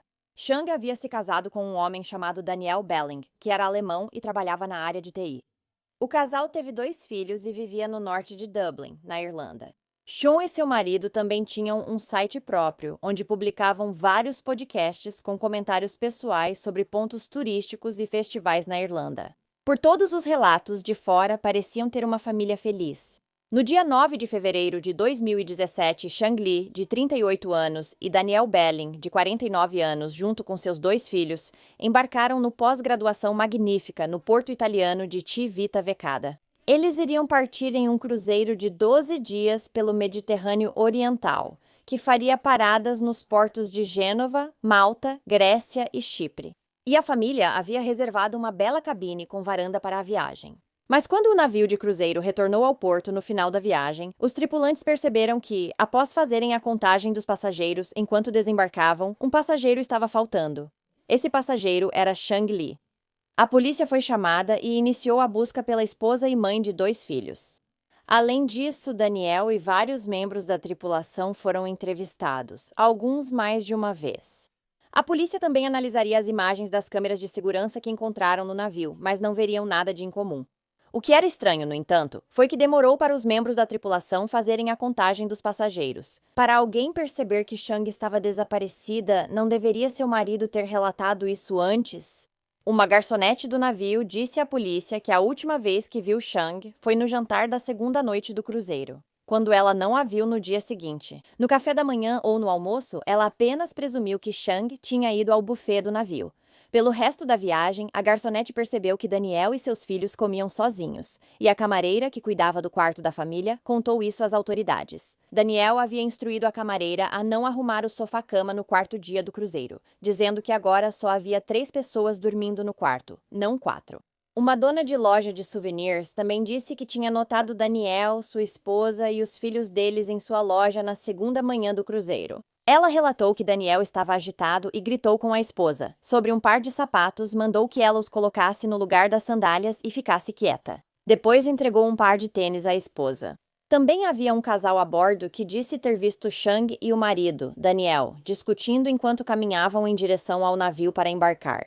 Eles afirmaram que a mulher era quem gritava com o homem e o homem estava apenas calmo e quieto. Eles presumiram que Shang nem sequer tinha embarcado no navio. Ela parecia tão abalada. Após ouvir tudo isso, Daniel foi preso suspeito de matar a esposa. Ele foi preso ao tentar embarcar em um voo da Ryanair para Dublin com seus 2 filhos em 20 de fevereiro, 9 dias após o último contato com sua esposa. Daniel contou aos investigadores que viu sua esposa, Shang, pela última vez quando o navio atracou na Grécia. Segundo ele, ela disse que almoçaria com alguém na ilha, então ele e as crianças decidiram passear durante o dia. Daniel relatou à polícia que, ao voltar ao navio com os filhos, percebeu o desaparecimento da esposa e notou que a bagagem dela também sumira, supondo que ela a tivesse levado. Ele admitiu que os 2 haviam brigado antes de desembarcarem do navio naquele dia, mas Daniel afirmou que ele e a esposa já tinham se separado durante as férias, antes. Em uma ocasião, Shang chegou a voltar para Dublin no meio de uma viagem. Em outra vez, ela foi para a China e ficou 6 meses lá, sem avisar ninguém. Por isso, Daniel acreditou que a esposa voltaria. Mais tarde, disse à polícia que Shang realmente desembarcou do navio naquele dia. Ela tinha reuniões de negócios na Grécia com a comunidade chinesa local. ele sugeriu que sua esposa pode ter sido morta por saber de algo que não devia. A questão é que a polícia logo descobriu que parte dessa história não podia ser verdade, porque em nenhum momento durante todo o cruzeiro Chang desembarcou do navio. Ela havia embarcado no navio e 2 dias depois não havia nenhum sinal dela, ela desapareceu. Os investigadores verificaram o sistema eletrônico de chave-cartão, que confirmou que Chang não saiu do navio depois de embarcar em 9 de fevereiro. Funcionários do cruzeiro afirmaram que o sistema não teria falhado ao registrá-la. As imagens das câmeras de segurança também foram analisadas e nunca mostraram Chang saindo do navio. Daniel relatou à polícia que sua esposa tinha problemas psicológicos e que isso poderia estar relacionado ao desaparecimento dela. Se não tivessem contado os passageiros no fim do cruzeiro, talvez levasse tempo para perceberem que Chang sumiu. A polícia desconfiou muito de Daniel, não só por ele não avisar sobre o sumiço da esposa, mas também por outras descobertas. Eles descobriram que Chang e Daniel, na verdade, já estavam se preparando para se separar antes do cruzeiro, e o casal vinha enfrentando sérios problemas financeiros. Daniel também desembarcou do navio com uma bagagem a menos, justamente a bagagem que ele disse que Chang havia levado com ela. Porém, como ela nunca foi vista desembarcando, para onde foi aquela bagagem? Os promotores italianos que estavam cuidando do caso alegaram que Daniel matou sua esposa no 2º dia do cruzeiro, depois a colocou em uma mala e a jogou ao mar. Se tivesse sido à noite, enquanto os motores estavam ligados, ele poderia ter se safado sem que ninguém ouvisse. Então, depois de ser preso, Daniel acabou passando 14 meses na prisão em Roma, suspeito de assassinato. Mas depois que sua advogada lutou por sua libertação, Daniel finalmente foi solto e autorizado a voltar para a Irlanda no início de 2018, enquanto aguardava seu julgamento. Nesse ponto, a história de Daniel havia mudado. Ele disse que acreditava que sua esposa estava viva e era nisso que ele pensava. Nesse momento, ela, na verdade, havia fugido do navio de cruzeiro e voltado para seu país de origem, a China. Daniel afirmou que Chang queria voltar para a China já fazia algum tempo porque estava cansada da vida em Dublin. Ele disse que sua esposa sempre quis deixá-lo e as crianças e achava que o cruzeiro seria a forma ideal para ela fugir. Mas anteriormente ele havia dito que não acreditava que sua esposa teria deixado os filhos intencionalmente. Apoiando as declarações de Daniel, aparentemente Chang havia dito à sua psicóloga antes do cruzeiro que estava cansada dos filhos e já estava farta da Europa. Enquanto Daniel esteve preso por cerca de 1 mês após o desaparecimento de Chang, uma mala apareceu em uma marina italiana. Dentro havia um corpo que as autoridades acreditavam poder ser de Chang. No entanto, testes de DNA posteriormente provaram que não era ela. Então, eles ainda não tinham nenhuma prova contra Daniel. Enquanto Daniel estava preso na Itália, sua advogada encontrou evidências muito interessantes e surpreendentes. O cartão de crédito de Chang foi usado para pagar pedágio na rodovia 50 de Dublin. Isso aconteceu em 21 de março de 2017, mais de um mês depois que ela desapareceu. Descobriu-se isso quando o sobrinho de Daniel recebeu uma fatura de pedágio pelo correio, mostrando o uso do cartão de crédito dela. Além disso, as fechaduras da casa de Daniel e Xiong tinham sido trocadas novamente. Daniel estava na cadeia durante esse período. A advogada de Daniel afirmou que Sean provavelmente estava viva e fugira com um amante secreto. Ele disse isso porque mensagens explícitas tinham sido encontradas no celular dela, enviadas para outra pessoa que, assim como ela, morava na Irlanda. Mas por que Sean teria deixado seu celular, seu documento de identidade, sua permissão de residência e até suas roupas a bordo do navio? A advogada de Daniel suspeitava de possível erro ao registrar o cartão de Zhang ao sair do cruzeiro. Apesar de a tripulação dizer que era impossível, a advogada de Daniel afirmou que o capitão do navio considerou possível alguém passar despercebido, embora fosse muito improvável. As autoridades ainda não tinham provas concretas de que Daniel matou sua esposa e não conseguiram coletar muitas evidências na cabine da família no navio. Quando Daniel e os filhos desembarcaram, a cabine dele ainda não havia sido apreendida. Então, a polícia forense italiana só entrou a bordo do navio 7 dias inteiros depois que ele atracou. E nesse ponto, a cabine de Sean e Daniel já havia sido reassinada para outro casal. A polícia foi verificar o quarto mesmo assim, mas eles realmente só conseguiram tirar algumas fotos da varanda. A polícia suspeitava que Daniel colocou sua esposa em uma mala e a jogou da varanda no oceano. Mas a questão é que, com essa hipótese, Daniel teria que ter lançado aquela mala pesada a 13 metros ou 42 pés de distância, para que ela chegasse até a água. Então, depois que Daniel foi libertado da prisão italiana em 2018, ele pôde voltar para Clare Hall, em Dublin, para ficar com seus filhos. E ele também foi morar com a sogra, que acreditava que não havia nenhuma possibilidade de ele ter matado a esposa. Na verdade, ela defendeu Daniel o tempo todo, dizendo que ele é uma boa pessoa e que não acredita que ele poderia ter machucado sua filha. Mesmo assim, em um certo momento, ela também disse que Daniel e Sean discutiam com frequência e que ela tinha visto hematomas no pulso de Chang, como se ela tivesse sido agarrada. Então, Daniel Belling ainda estava de pé. Acusado de homicídio voluntário, além de destruição de cadáver em relação ao desaparecimento de sua esposa. Enquanto aguardava o julgamento, ele vivia despreocupado, segundo os vizinhos, circulando livremente como se nada o preocupasse. Então, em 2022, Daniel realmente se declarou culpado de fraude hipotecária. Ele usou documentos falsificados para conseguir uma hipoteca de 112 mil libras, ou 142 mil. Foi para que ele comprasse uma propriedade em Dublin. E ele realmente culpou a esposa pela falsificação, dizendo que ela tinha coordenado com as pessoas que fizeram os documentos. Na verdade, essa foi apenas uma das 6 vezes que Daniel falsificou documentos legais. Aparentemente, ele também tinha um histórico de más ações. E depois culpava tua esposa por isso. E Daniel dizia que, antes do desaparecimento de Sean, o relacionamento deles não era bom. Ele alegou que havia muitos mal-entendidos e diferenças culturais. Ele disse que se Sean aparecesse vivo, não gostaria de morar com ela de novo, pois seria opressor demais. E quando perguntaram se ele sentia falta da esposa, ele disse: "É complicado, seja lá o que isso signifique." Em março de 2024, Daniel finalmente foi a julgamento pelo suposto assassinato da esposa, e ele ainda negava qualquer envolvimento. Mas a promotoria afirmou que as evidências que sustentavam a teoria de que Daniel havia matado sua esposa, Sean, eram de que também havia uma mala desaparecida e que ele nem sequer havia registrado o desaparecimento da esposa. Além disso, eles não acreditavam que Sean teria abandonado seus 2 filhos pequenos. Daniel acabou sendo condenado a 26 anos, apesar de a promotoria ter pedido apenas 24. Ele também foi julgado à revelia, ou seja, na sua ausência, pois se recusou a viajar da Irlanda para a Itália para o julgamento.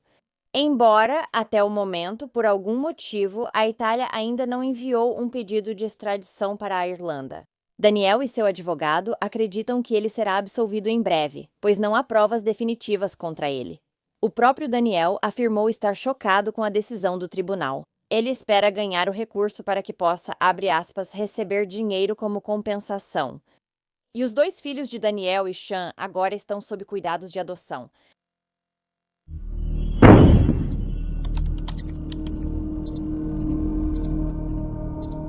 Summer Moon Utah Wells nasceu em 4 de fevereiro de 2016. Seus pais são Donald e Candace Wells. Summer também tem 3 irmãos mais velhos e era um pouco moleca. Adorava fazer as mesmas atividades que seus irmãos, como pescar e praticar esportes. Mas ela também gostava de dançar e às vezes de ser mais feminina. Ela adorava assistir ao filme Frozen e Patrulha Canina era seu desenho favorito. Ela também era chamada de Princesinha do Papai. Summer e sua família vivem na Ben Hill Road, em Beach Creek, no condado de Hawkins, Tennessee. A casa deles fica em um terreno de 11 acres e é cercada por uma floresta muito densa. A mãe de Candace também mora na propriedade, em seu trailer. Os Wells herdaram a propriedade da mãe de Don, que havia falecido 12 anos antes. A pequena Summer desapareceu em 15 de junho de 2021 após um dia de afazeres com sua mãe e avó. Ela tinha 5 anos e ia começar o jardim de infância no outono. Veja o que dizem que aconteceu naquele dia. Don acordou e saiu para o trabalho, segundo ele, entre 7 e 8 da manhã. Ele não consegue se lembrar da hora exata. Ele trabalha em Jonesboro, que fica a cerca de 45 a 55 minutos da casa da família. Candace acordou cedo para se preparar para um dia agitado. E Summer, na verdade, tinha dormido na cama dos pais na noite anterior, então Candace a acordou ao mesmo tempo. A primeira coisa que Candace tinha planejado naquela manhã era levar sua mãe ao médico às 8 horas da manhã. Ela levaria a Summer, mas deixaria os 3 meninos em casa, trancados, dizendo que ficariam bem por serem mais velhos que a Summer. Então as três saíram na caminhonete da vovó. Depois de deixar a vovó no médico, Candace recebeu uma ligação do filho de sua ex-melhor amiga. O nome dele é Hunter. Candace tinha sido amiga da mãe do Hunter, Allie, por um tempo, mas as duas brigaram. E Candace disse que sempre considerou Hunter como se fosse um filho para ela.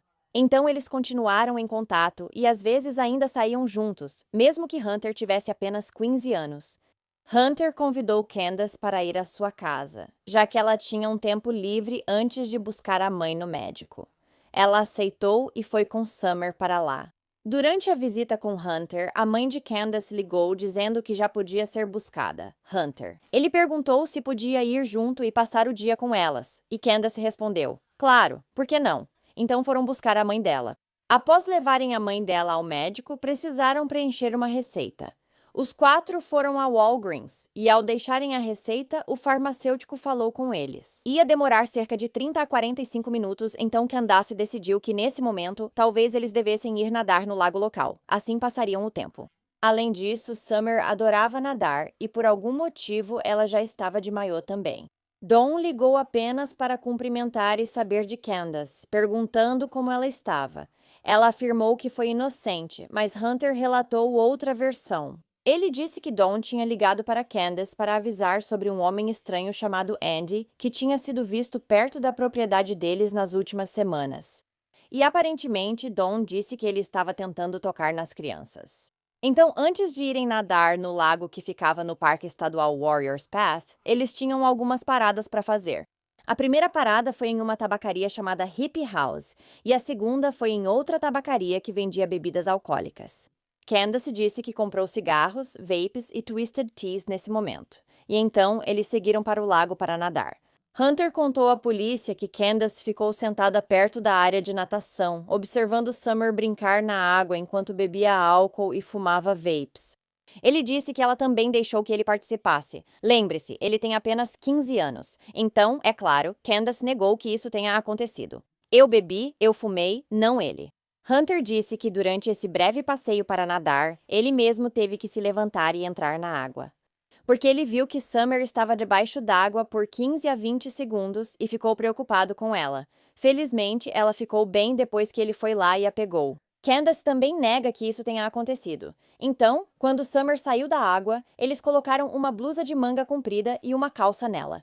Essa roupa foi uma roupa que Candace disse que tinha comprado recentemente para Summer para a volta às aulas. Então, ok, talvez isso estivesse na caminhonete da vovó. Mas quais são as chances de uma roupa nova para a escola que Candace tinha comprado, agora que ela tem seu próprio carro, estar na caminhonete da avó, quando elas nunca nem tinham falado sobre ou pensado em nadar e Summer estava de roupa?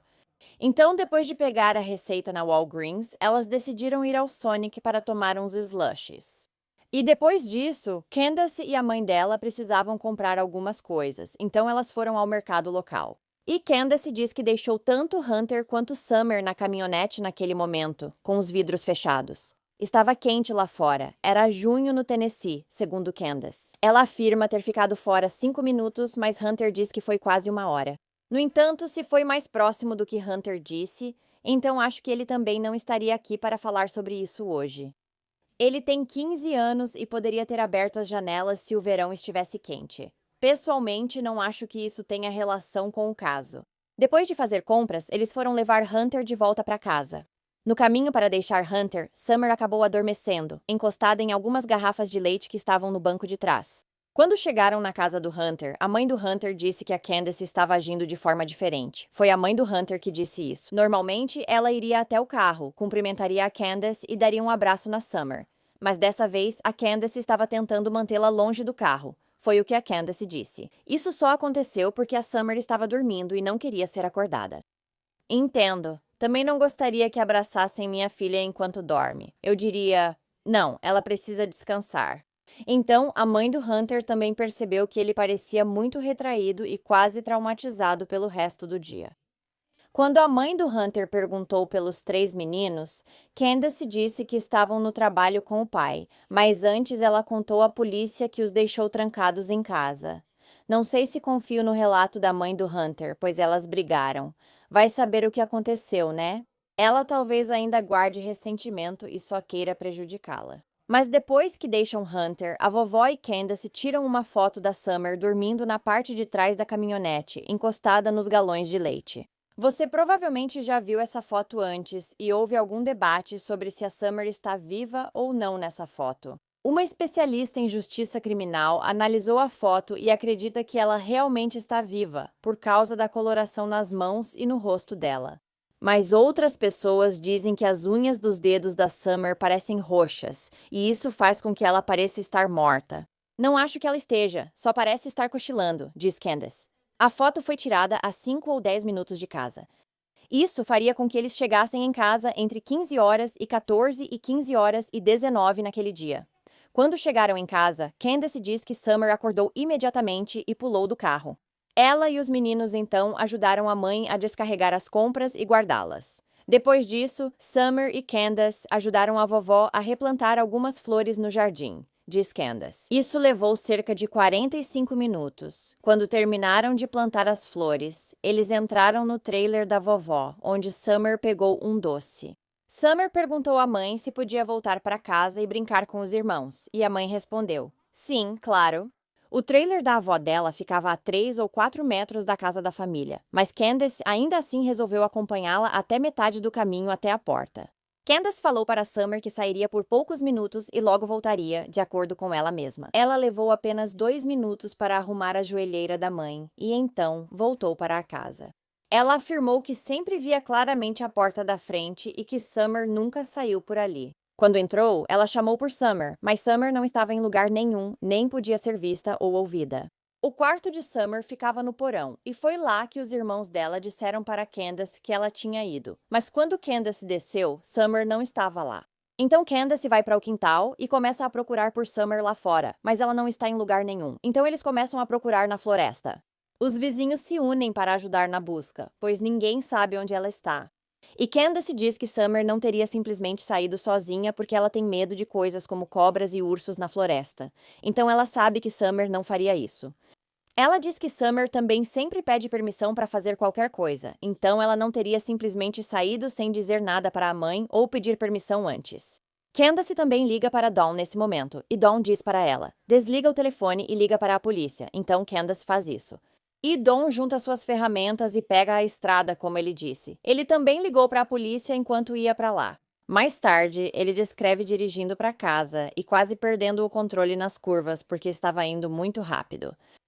Ele diz que é por isso que a viagem só levou 25 minutos em vez dos 45 a 55 normais. Além disso, quando Dawn chegou em casa, ele passou direto pela casa e foi até o galpão que ficava na propriedade deles, um pouco mais abaixo da colina. Ele diz que fez isso porque todos procuravam ao redor da casa e queria descer para conferir a área. No entanto, dizem que ele nunca chegou a olhar ao redor ou dentro do galpão. Houve outro ponto em que Dawn disse que Candace nunca retornou a ligação dele enquanto ele dirigia para casa, mas depois ele disse que os dois estavam trocando mensagens o tempo todo. Como assim? Você dirige tão rápido nas curvas, quase perdendo o controle e ainda manda mensagens para alguém? Nem falando, mandando mensagens. Candace conta que, após desligar com Dawn, correu ao trailer da mãe para usar o telefone, pois lá o sinal era melhor. Suponho que fosse um telefone fixo. Candace ligou para a polícia às 18h29. A polícia chegou à propriedade dos Wells por volta das 19 horas, quando eles afirmavam acreditar que Summer havia sido sequestrada. A porta do porão leva aos fundos da casa, a uma curta distância da floresta. A partir daí, naquela floresta há uma trilha, e essa trilha leva até a Ben Hill Road e os Wells. Supôs-se que alguém poderia tê-la levado e um carro os aguardava na estrada? O Departamento de Investigações do Tennessee disse que seus cães farejadores seguiram o cheiro da Summer desde a porta dos fundos até o início da trilha que levava a Ben Hill Road. Também havia um Toyota vermelho que foi visto na área naquele dia. Isso pareceu suspeito, mas até agora ninguém apareceu com mais informações. Então, os Wells têm 3 veículos: o caminhão de trabalho do Dawn, o caminhão da vovó e um Subaru vermelho novinho em folha. Diziam que o carro era para Candace e tinha GPS instalado. Naquela manhã, Dawn levou o Subaru ao trabalho. Ele trabalha como gesseiro, uma profissão bem bagunçada. Por ser um carro novo, você não pensaria que ele arriscaria sujá-lo. Ao ser questionado pela polícia sobre o motivo de ter levado o carro, ele respondeu: Tem uma prestação de $600 nele e está parado, então decidi usá-lo um pouco. Ele realmente pegou o carro naquele dia porque ele achou que, com o sistema de GPS, isso lhe daria um álibi. E então Candace ficaria livre para usar um dos outros veículos que não tinham GPS instalado. Assim, ela podia sair do local sem que ninguém rastreasse seu paradeiro.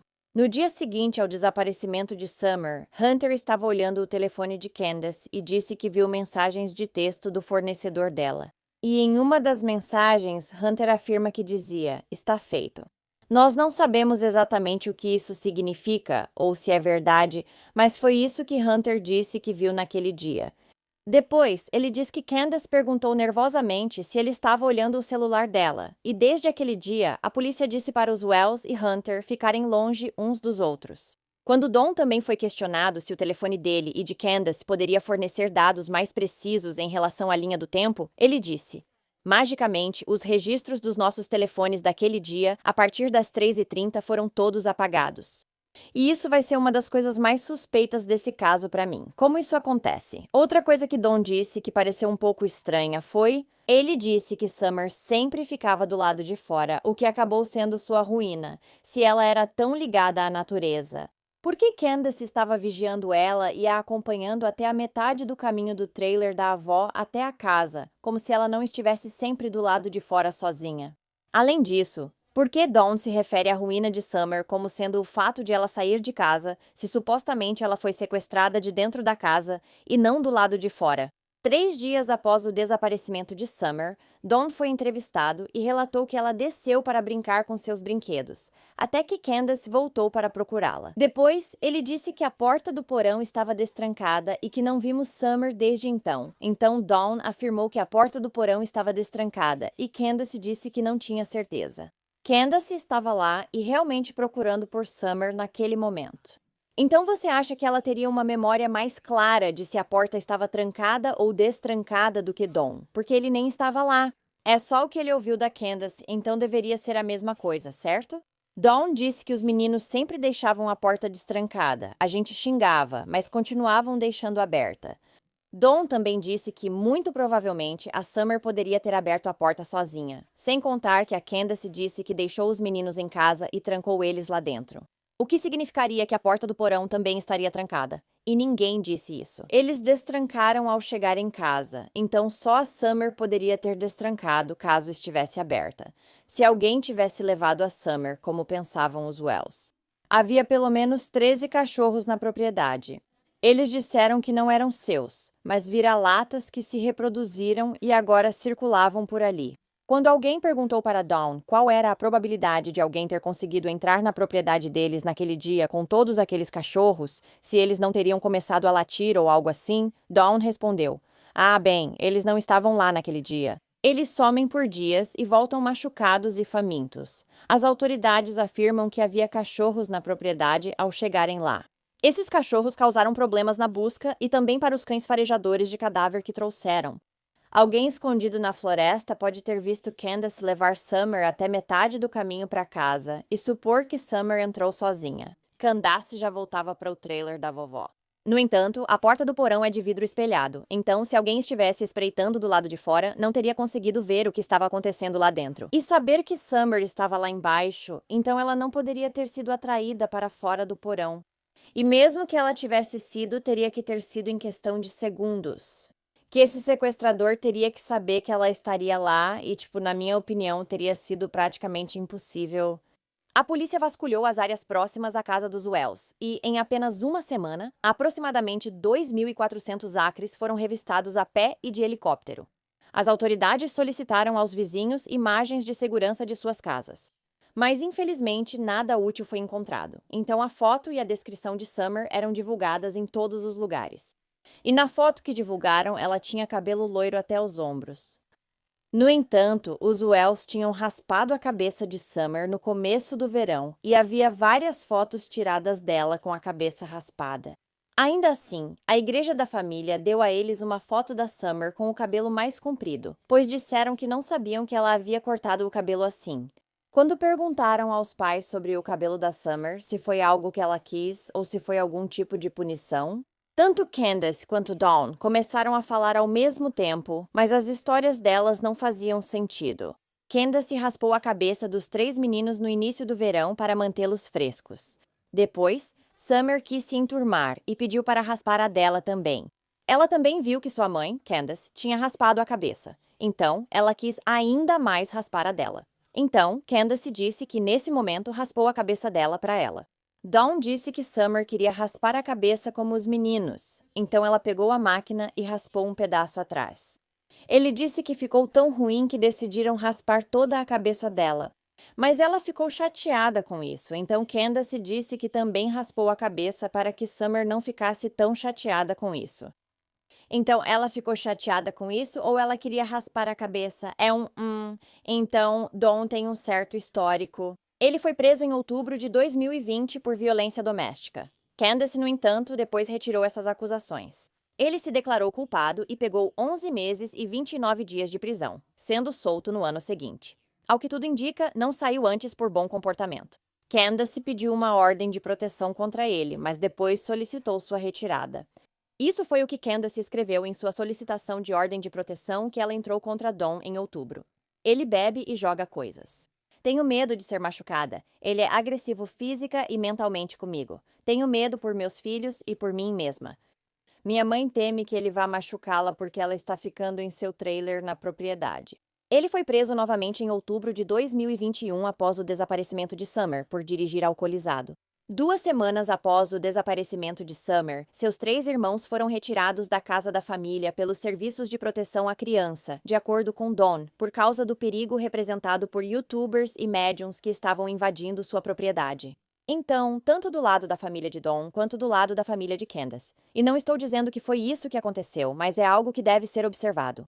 Havia um histórico dos 2 lados da família deles de abuso infantil, violência doméstica e abuso de drogas e álcool.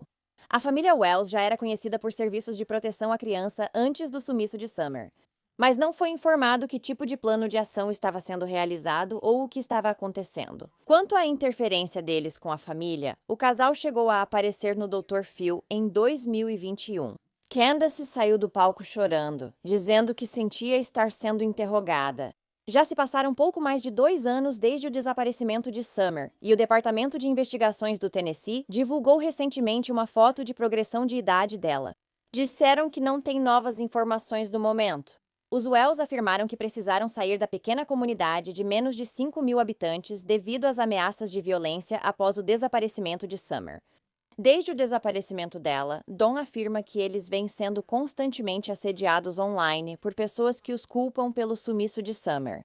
Até nos locais de trabalho de Dawn, pessoas apareciam dizendo que queriam falar com ele sobre sua filha desaparecida.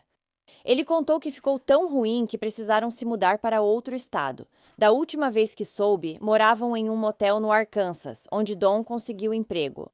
Então, tanto Candace quanto Dawn também passaram nos testes do polígrafo. Mas as autoridades ainda dizem que todos são considerados pessoas de interesse. Também houve uma denúncia de um vizinho em 2021. A vizinha disse que pouco antes do desaparecimento de Summer, ela ouviu um grito muito alto que era quase animal, mas ao mesmo tempo não era, segundo Dawn. A família contratou um investigador particular para ajudar a encontrar Summer. No 2º aniversário do desaparecimento de Summer, foi realizada uma vigília em Kingsport por ela. Investigadores dizem que Summer tem cerca de 90 centímetros, pesa 18 quilos, cabelo loiro e olhos azuis. Ela usava calça cinza e camiseta rosa quando foi vista pela última vez.